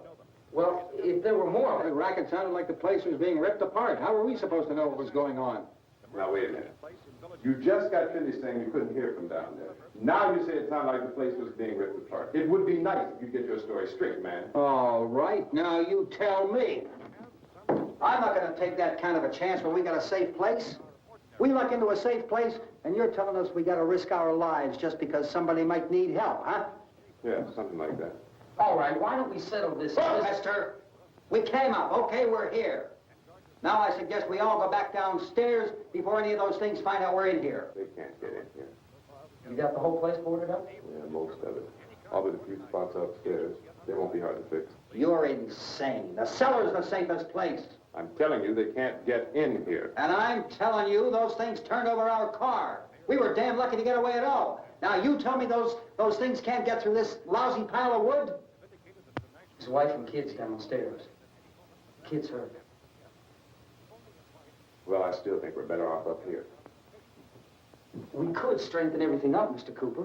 With all of us working, we could fix this place up in no time. We have everything we need up here. We can take all that stuff downstairs with us.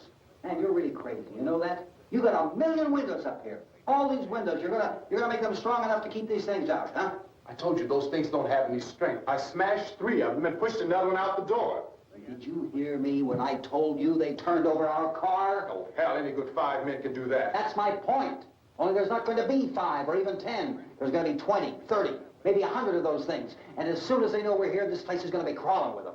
Well, if there are that many, they'll probably get us wherever we are. Look, the cellar. The cellar, there's only one door, right? Just one door, that's all we have to protect. Tom and I fixed it so it locks and boards from the inside. But up here, all these windows, why, we never know where they were going to hit us next. You got a point, Mr. Cooper. But down in the cellar, there's no place to run to. I mean, if they did get in, there'd be no back exit. We'd be done for. We can get out of here if we have to. And we got windows to see what's going on outside.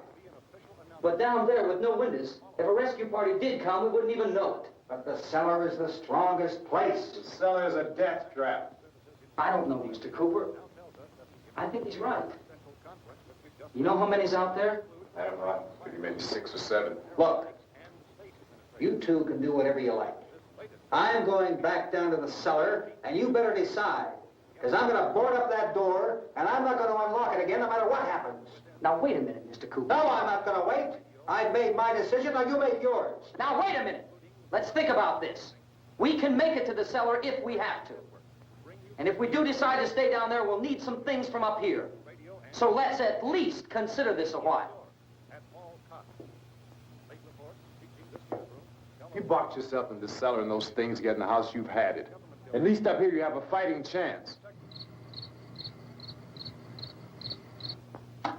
Yeah, it looks like about 8 or 10 out there now. There's more than there were. There are a lot out back, too.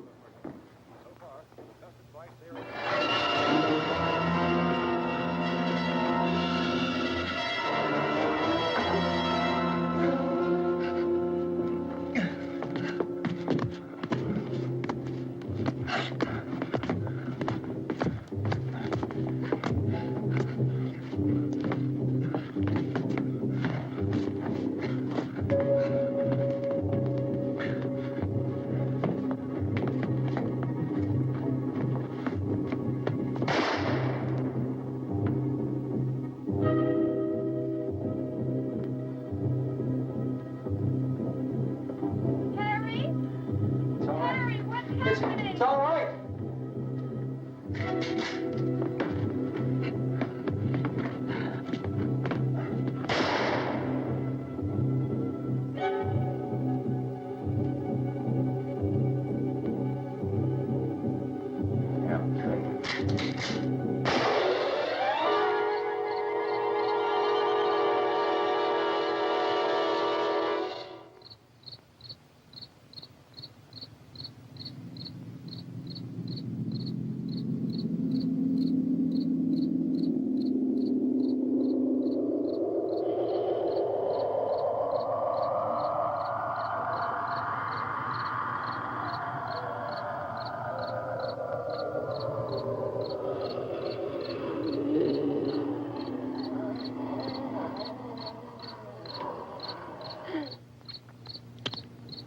Gotta fix these boards. You're crazy. Those things are going to be at every window and door in this place. We've got to get down into the cellar. Go down in that damn cellar. Get out of here! I'm taking the girl with me. You leave her here. Keep your hands off her. And everything else that's up here, too. Because if I stay up here, I'm fighting for everything up here. And the radio and the food is part of what I'm fighting for. Now, if you're going down the cellar, get. The man's insane. He's insane. We've got to have food down there. We've got a right. This is your house. We've got a right. You going down there with him? Well, yes or no? This is your last chance. No beating around the bush. Listen, I got a kid down there. She can't possibly, I couldn't bring her up here. She can't possibly take all the racket and those things smashing through the windows. Well, you're her father. If you're stupid enough to go die in that trap, that's your business. However, I am not stupid enough to follow you. It is tough for the kid that old man is so stupid. Now, you get the hell down in the cellar. You can be the boss down there. I'm boss up here. You bastards. You know, I won't open this door again. I mean it. Mr. Cooper, with your help, we can... With my help? Let him go, man. His mind is made up. Just let him go. Wait a minute. Judy, come on up here, honey.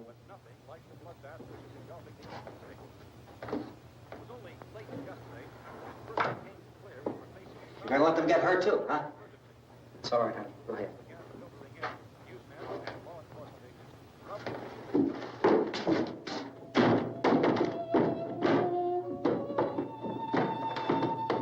If we stick together, man, we can fix it up real good. There's lots of places we can run to up here. Mr. Cooper, we'd all be a lot better off if all three of us were working together. Hey. Hey, kid.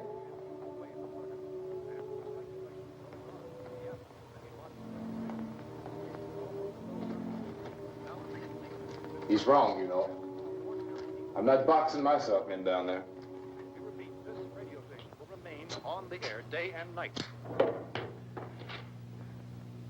Well, we're safe now. It's boarded up tight. What about Tom and Judy? They want to stay up there, let them.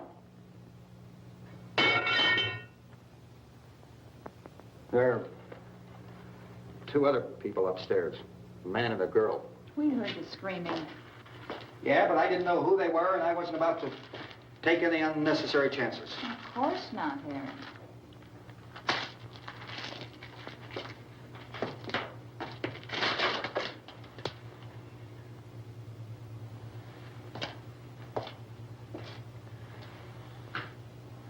Is she all right? I don't know what it is. She feels warm. Maybe it's shock. Where'd you get the bandage? Some laundry in a basket. I tore a sheet.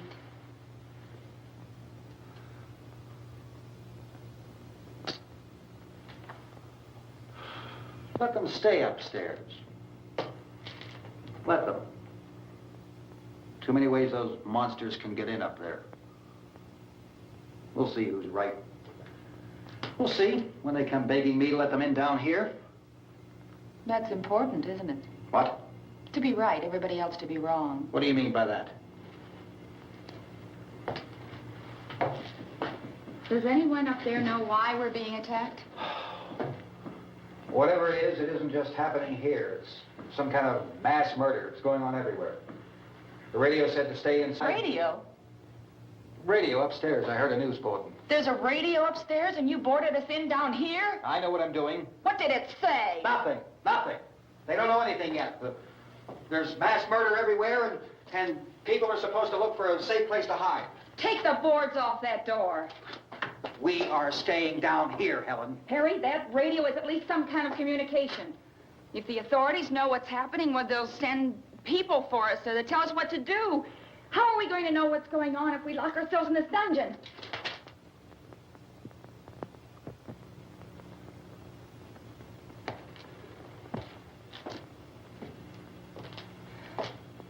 We may not enjoy living together,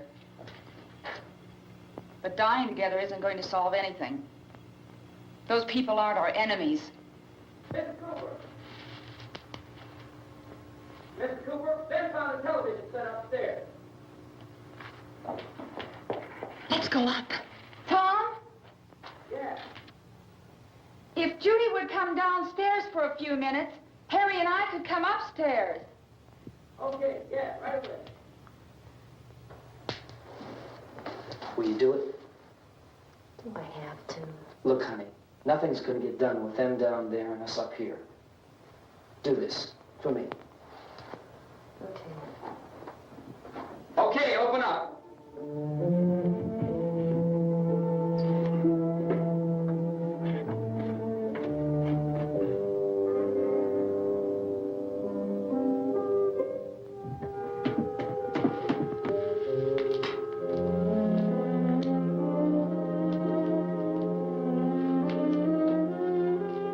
I'll take good care of her, Helen. She's all I have. Why don't you go upstairs now?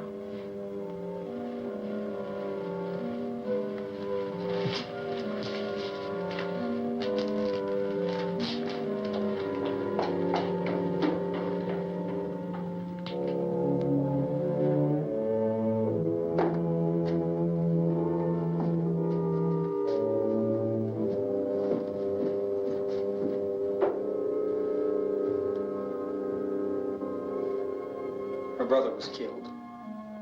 Hey, give me a hand with this thing. I gotta go help Ben with the television.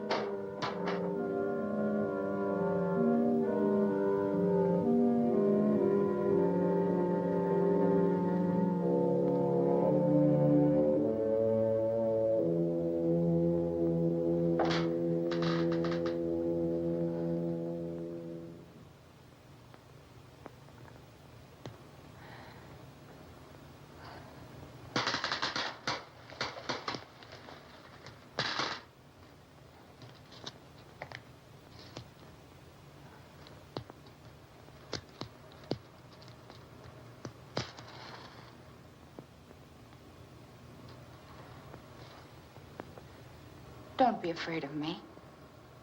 I'm Helen Cooper, Harry's wife.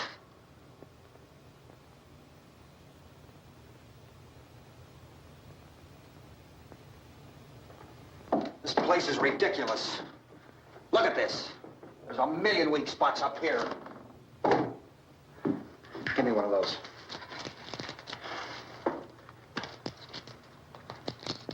Her brother was killed.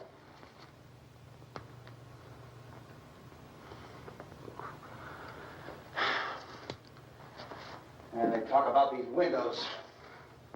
I can't see a damn thing. There could be 15 million of those things out there. That's how much good these windows are. Why don't you do something to help somebody?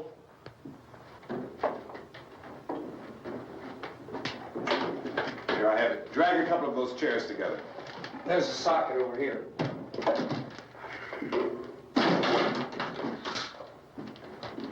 Now, you better watch this and try to understand what's going on. I don't want anyone's life on my hands. Is there anything I can do to I don't want to hear any more from you, mister. If you stay up here, you take orders from me. And that includes leaving the girl alone. It's on, it's on. There's no sound. Play with the rabbit ears. Reports, incredible as they seem, are not the results of mass hysteria. Mass hysteria. What do they think? We're imagining all this? Shut up! In all parts of the country. The wave of murder which is sweeping the eastern third of the nation is being committed by creatures who feast upon the flesh of their victims. First eyewitness accounts of this grisly development came from people who were understandably frightened and almost incoherent. Officials and newsmen at first discounted those eyewitness descriptions as being beyond belief. However, the reports persisted. Medical examinations of some of the victims bore out the fact that they had been partially devoured. I think we have some late word just arriving, and I'll interrupt to bring this to you. This is the latest disclosure in a report from National Civil Defense Headquarters in Washington. It has been established that persons who have recently died have been returning to life and committing acts of murder. A widespread investigation of reports from funeral homes, morgues, and hospitals has concluded that the unburied dead are coming back to life and seeking human victims. It's hard for us here to believe what we're reporting to you, but it does seem to be a fact. When this emergency first began, radio and television was advising people to stay inside, behind locked doors for safety. Well, that situation has now changed, and we're able to report a definite course of action for you. Civil defense machinery has been organized to provide rescue stations with food, shelter, medical treatment, and protection by armed National Guardsmen.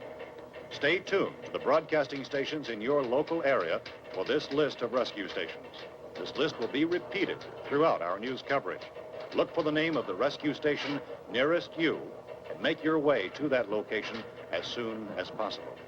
So we have that truck. If we can get some gas, we can get out of here. There's a pump out by the shed. I know, that's why I pulled in here, but it's locked. Emergency meeting called this afternoon by the president. Since convening this conference of the presidential cabinet, the FBI, the Joint Chiefs of Staff, the CIA has not produced any public information. Why are space experts being consulted about an earthbound emergency? So far, all the betting on the answer to that question centers on the recent Explorer satellite shot to Venus. That satellite, you'll recall, started back to Earth, but never got here. That's the space vehicle which orbited Venus and then was purposely destroyed by NASA when scientists discovered it was carrying a mysterious high-level radiation with it. Could that radiation be somehow responsible for the wholesale murders we're now suffering? Newsman Don Quinn in Washington has posed those questions. It's obvious our best move is to try to get out of here. How are you going to get over to that pump? Look! You're coming from a meeting regarding the explosion of the Venus probe, is that right? Yes, that was the subject of the meeting. You feel there is a connection between this and the phenomenon? There's a definite connection. A definite connection. In other words, you feel that the radiation on the Venus probe is enough to cause these mutations? There was a very high degree of radiation. Well, just a minute. I'm not sure that that's certain at all. I don't think that has been only logical irrefutably explanation that we have at this time. In other words, it is the military's viewpoint that the radiation is not the cause of the mutation. I can't speak for the entire military at this time, gentlemen. This seems to I be... must disagree with these gentlemen presently until this is irrefutably proved. everything is being done that can be done. We'll have to hurry for our next meeting. Professor, you feel that there is a definite connection between a definite connection as far as Dr. Keller and myself. Doctor, please. I thought we decided that is not proved yet. Was the satellite, when the satellite was exploded? An unusual amount of radiation, enough to cause mutation under certain circumstances. Could have happened. Have a bearing on it. It does seem to have a bearing. Will there be a reply for this? Later? Yes. There will be a reply. Yes. Later this afternoon. There will be a report this afternoon, sir. Perhaps there will be a report. Yes. A Later. report. Will you close the window? We are everything possible to solve the problem. You know, we have to try to get out of here. He said the rescue stations have doctors and medical supplies. If we could get Karen there, we could get help for her. No, is one of the world's foremost authorities on space science and technology. Willard. I saw a sign that said Willard. Any moment. It's only about 17 miles from here. You know this area. You from around here? Judy and I are both from around here. We were on our way up to the lake to go swimming. And Judy had a radio, and we heard the first reports about this. So we knew the old house was here, and we came in and found the lady upstairs dead. Then these other people came. We went down into the basement and put a bar across the door, and it is pretty strong. How could we possibly get away from here? We've got a sick child, 2 women, 1 woman out of her head, 3 men, and the place is surrounded with these things. For NASA. Dr. Grimes, your entire staff, I know, has been working very hard to find some solution to these things that are happening. Do you have any answers at this time? Yes, we have some answers. But first, let me stress the importance of seeking medical attention for anyone who's been injured in any way. We don't know yet what complications might result from such injury. How bad has your kid been hurt? Good advice, Doctor. Now, how about the basic problem with patients? Well, Look, you go down there and tell Judy. Yeah, you tell Judy to come up here and you stay with the kid, all right? action taken with regard to the Venus probe. In the cold room at the university, we had a cadaver from which all 4 limbs had been amputated. Sometime early this morning, it opened its eyes and began to move its trunk. It was dead, but it opened its eyes and tried to move. They want you upstairs. Did she ask for me? She hadn't done anything. I don't understand. Baby. It's Mommy. I heard. I'll come back down as soon as I find out what they want. Thank you, Judy. The body should be disposed of at once, preferably by cremation. Well, how long after death, then, does the body become reactivated? It's only a matter of minutes. Minutes? Well, that doesn't give people time to make any arrangements. No, you're right. It doesn't give them time to make funeral arrangements. The bodies must be carried to the street and burned. They must be burned immediately. Soak them with gasoline and burn them. The bereaved will have to forego the dubious comforts that a funeral service will give. They're just dead flesh and dangerous. I see. Judy, I need you to find some bedspreads or sheets to tear up into small strips, okay? Is there a fruit cellar here? Yes. We need some bottles or jars. Make Molotov cocktails to hold them up while we try to escape. Hey, there's a big can of kerosene down there. I'll see what I can find. I'll look for the bottles. There's a big key ring down there. There may be a key to the gas pump on it. I'll check. We can toss the cocktails from a window upstairs. Meantime, a couple of us can go out and try to get the gas and come back for the rest of the people. But that'll leave a door open someplace. Yeah, that's right. It better be this door. It's closer to the truck. Before we go, we'll put some supplies behind the cellar door. While we're gone, the rest of you can hold up in there. I found some fruit jars in the cellar. And there's a key on here that's labeled for the gas pump out back. I'm not really that used to the truck. I found it abandoned. I can handle the truck, no sweat. You're it, then. You and I'll go.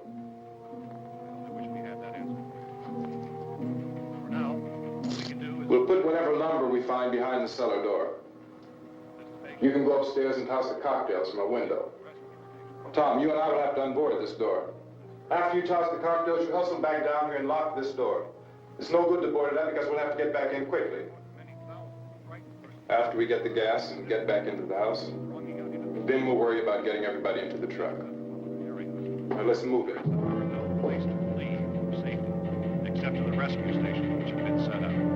Indications are that before this emergency is over, we will need many, many more such rescue stations.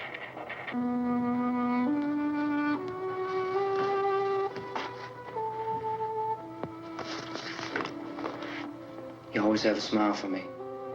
How can you smile like that all the time? How many do you have done? Come on, honey, we gotta move. Tom, are you sure about the phone? The phone is dead out. All you get is a recorded message. If I could only call the folks. They're going to be so worried about us. Everything will be all right. As soon as we get to Willard, we'll call them. They might even be there. I know. Tom? Are you sure we're doing the right thing, Tom? What, about getting out of here? Yeah. Well, the television said that's the right thing to do. We've got to get to a rescue station. I don't know. Come on, honey, you're starting to sound like Mr. Cooper now. But why do you have to go out there? Look, I know how to handle that truck, and I can handle the pump. Ben doesn't know anything about that stuff. But we're safe in here. For how long, honey? We're safe now. But there's going to be more and more of those things. I know all that. Hey, listen. Remember when we had the big flood? Remember how difficult it was for us to convince you that it was right to leave? Remember we had to go to Willard then? This isn't a passing thing, honey. It's not like just a wind passing through. We've got to do something, and fast.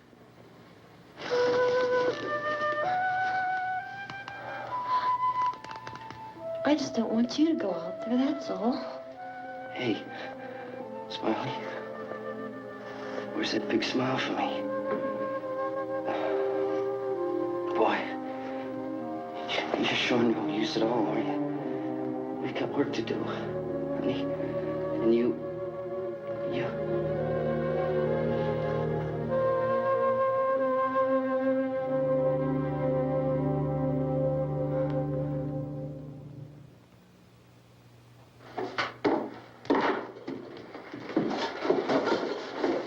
We better get her downstairs. We have to go downstairs now, Barbara. She's right. You have to go downstairs now, just for a little while, until we get back. Then we can all leave. Oh, I'd like to leave. Yes.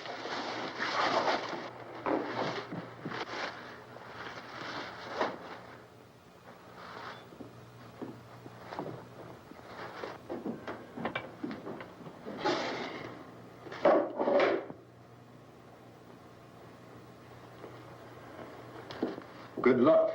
Yeah.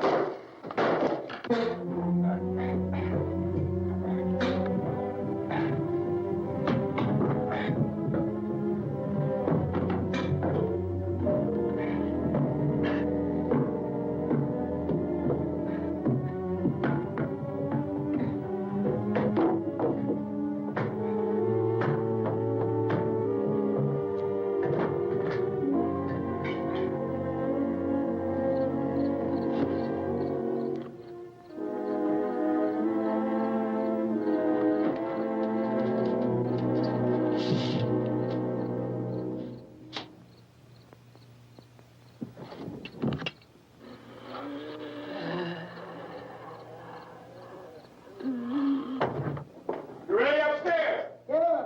Okay, toss 'em.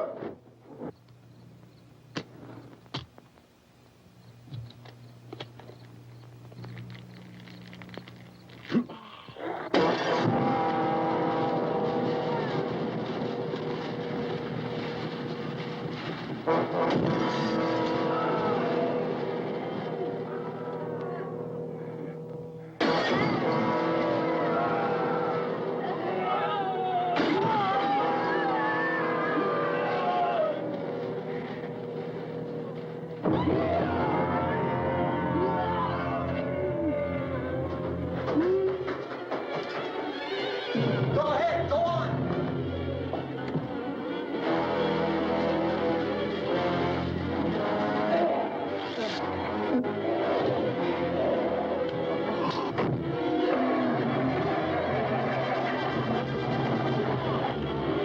I'm going with him.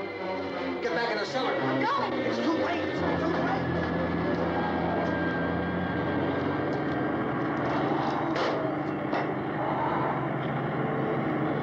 Where's it coming? Come on. Get in.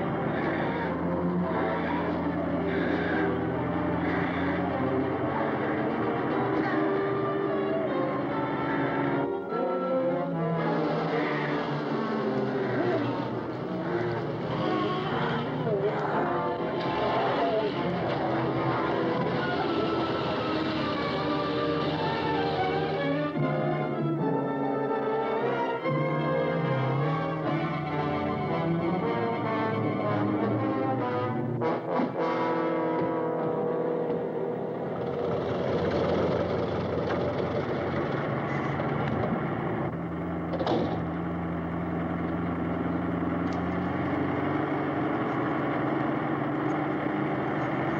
on! This key won't work. Watch it.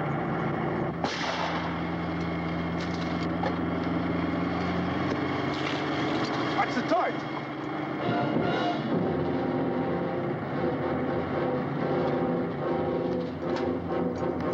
Gotta get away from the pump.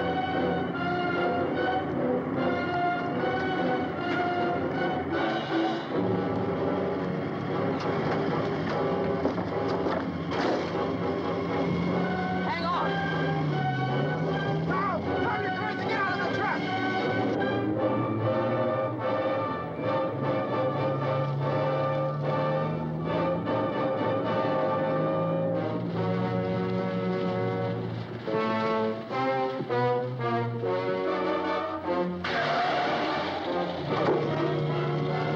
Let's get out of here.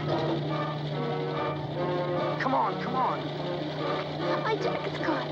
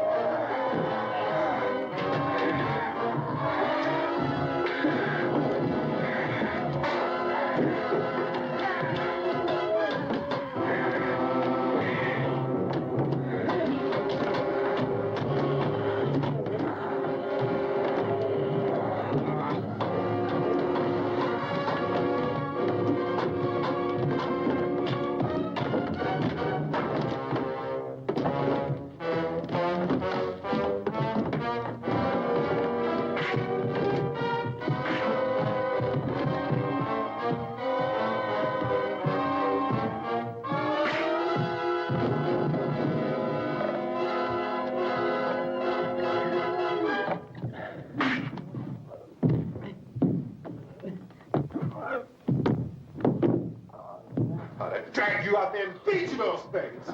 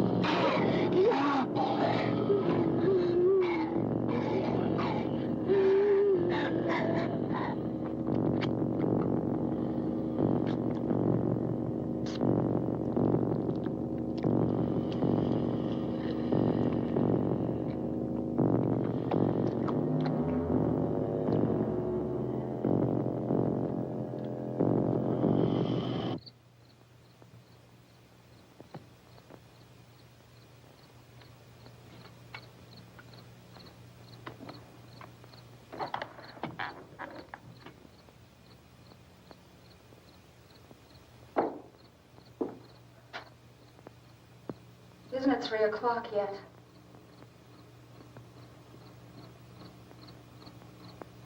There's supposed to be another broadcast at 3 o'clock. 10 minutes. Oh, only 10 more minutes? We don't have very long to wait. We can leave. Well, we'd better leave soon. It's 10 minutes to 3.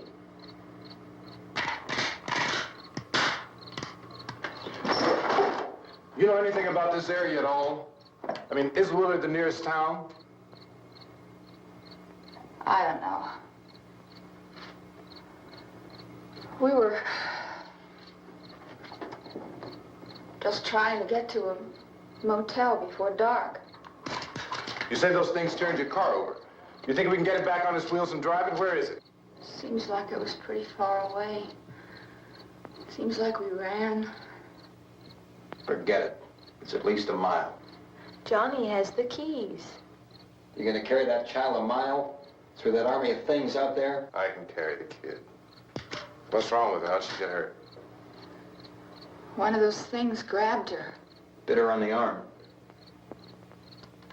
What's wrong? Who knows what kind of disease those things carry? Is she conscious? Barely. She can't walk. She's too weak. Well, one of us could try to get to the car. You gonna turn it over by yourself? You have a car? Where? Where is it? You won't be able to start it. Yeah, I know. But where is it?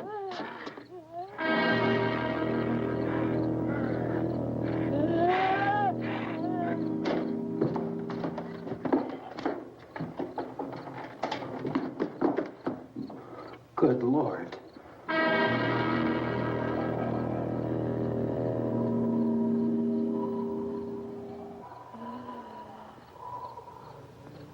Being monitored closely by scientists at all the radiation detection stations. At this hour, they report the level of the mysterious radiation continues to increase steadily. So long as this situation remains, government spokesmen warn that dead bodies will continue to be transformed into the flesh-eating ghouls. All persons who die during this crisis, from whatever cause, will come back to life to seek human victims unless their bodies are first disposed of by cremation. Our news cameras have just returned from covering such a search and destroy operation against the ghouls, this one conducted by Sheriff Conan McClellan in Butler County, Pennsylvania. So now let's go to that film report. All law enforcement agencies and the military have been organized to search out and destroy the marauding ghouls. The Survival Command Center at the Pentagon has disclosed that a ghoul can be killed by a shot in the head. Want anything from the supply wagon, Cuz? No, we're all right. Okay. Hey, Cass, put that thing all the way in the fire. We don't want it getting up again. All right, we got nothing. Chief McClellan, how's everything going? Oh, things aren't going too bad. Men are taking it pretty good. You want to get on the other side of the road over there? Chief, do you think we'll be able to defeat these things? Well, we killed 19 of them today right in this area. Those last 3 we caught trying to claw their way into an abandoned shed. They must have thought somebody was in there. There wasn't, though. We heard them making all kind of noise. We came over and beat them off, blasted them down. Things as good as your fist. Can I see you here? Yeah, okay. Chief, if I were surrounded by 6 or 8 of these things, would I stand a chance with them? Well, there's no problem. If you had a gun, shoot them in the head. That's a sure way to kill them. If you don't, get yourself a club or a torch. Beat them or burn them. They go up pretty easy. Well, Chief McClellan, how long do you think it will take you until you get the situation under control? Well, that's pretty hard to say. We don't know how many of them there are. We know when we find them, we can kill them. Are they slow-moving, Chief? Yeah, they're dead. They're all messed up. Well, in time, would you say you ought to be able to wrap this up in 24 hours? Well, we don't really know. We know we'll be into it most of the night, probably into the early morning. We're working our way toward Willard, and we'll team up with the National Guard over there, and then we'll be able to give a more definite view. Thank you very much, Chief McClellan. This is Bill Cardill, WIC TV 11 News. Thank you, Bill, for that report. Official spokesmen declined to speculate just how long it may take to kill off all the flesh eaters, so long as the heavy rain...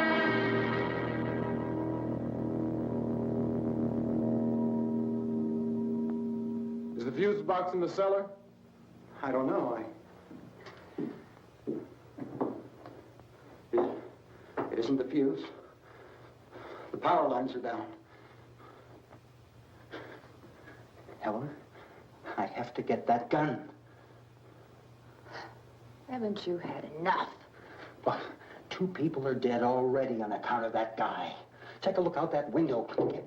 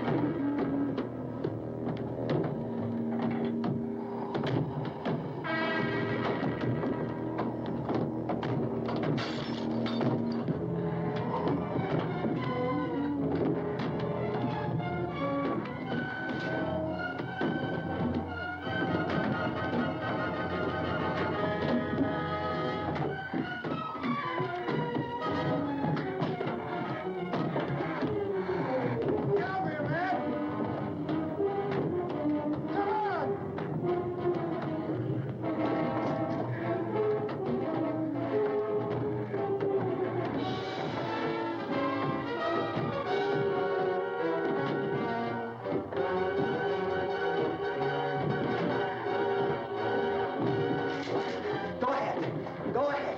You want to stay up here now? Helen, get the cellar.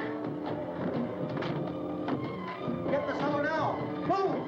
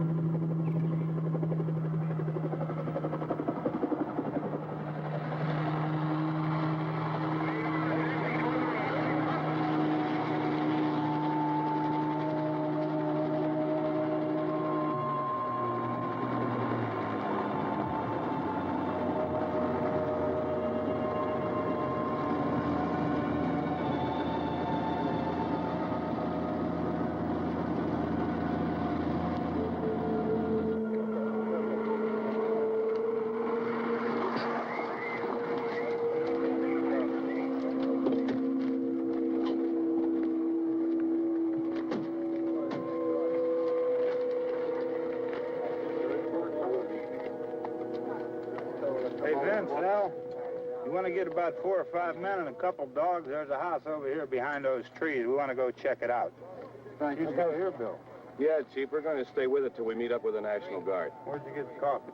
One of the volunteers, you're doing all the work, you take it. Thank you. We should be wrapped up here about 3 or 4 more hours. We'll probably get into Willard Den. I guess you can go over there and meet the National Guard. Nick, you and the rest of these men want to come with me? Well, Bill, I'm going to check in the office, see what's happening. All right, Steve, tell them we're going to stay with it, and everything appears to be under control.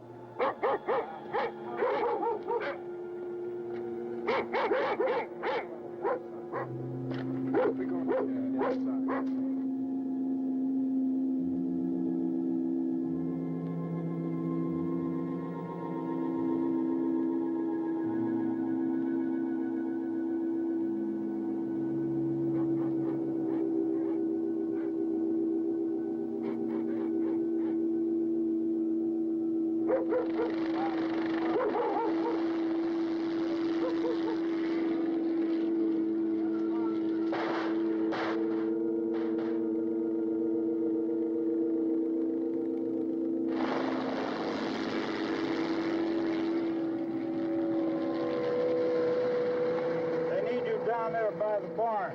Okay. Some of these guys can follow the wagon down. I only need a few men to check out the house. Somebody had a cookout here, Vince. Yeah, sure looks like it, Tom.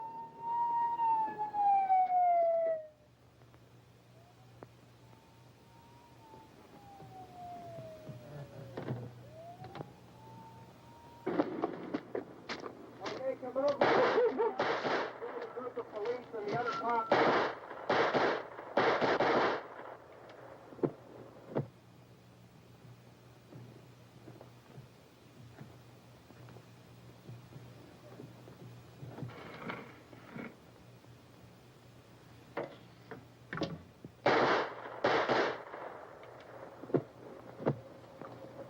He's the dead one. Get up here. Nick, Tony, Steve, you want to get out in that field and build me a bonfire?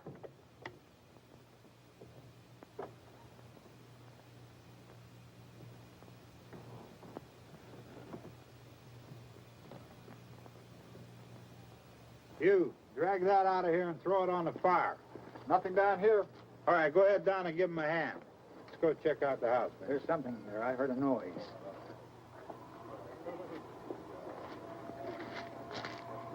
All right, Vince, hit him in the head, right between the eyes. Good shot. Okay, he's dead. Let's go get him. That's another one for the fire.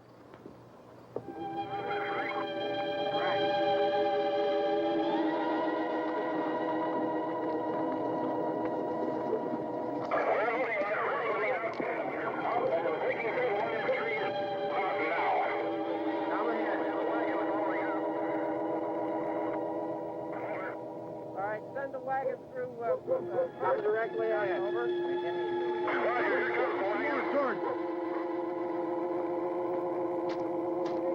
Keep those dogs back off of those things.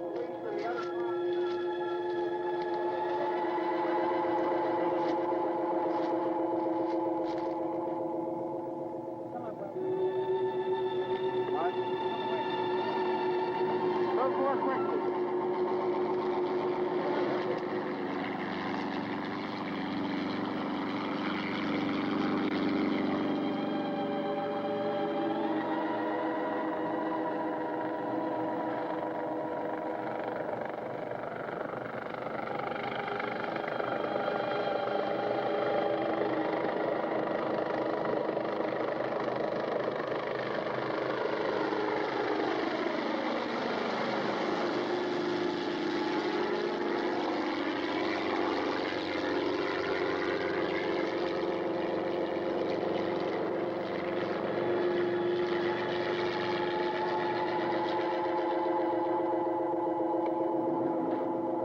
Come ahead with the motorcycle, please.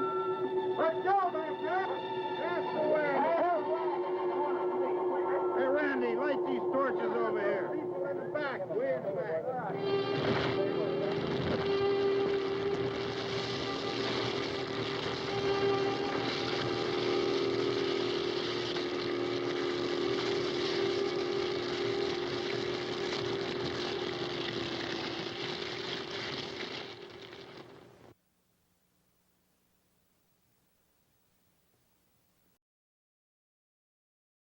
This is Watch Waddle Cartoons on the Baba Ghoulie Radio Show, signing off for the evening.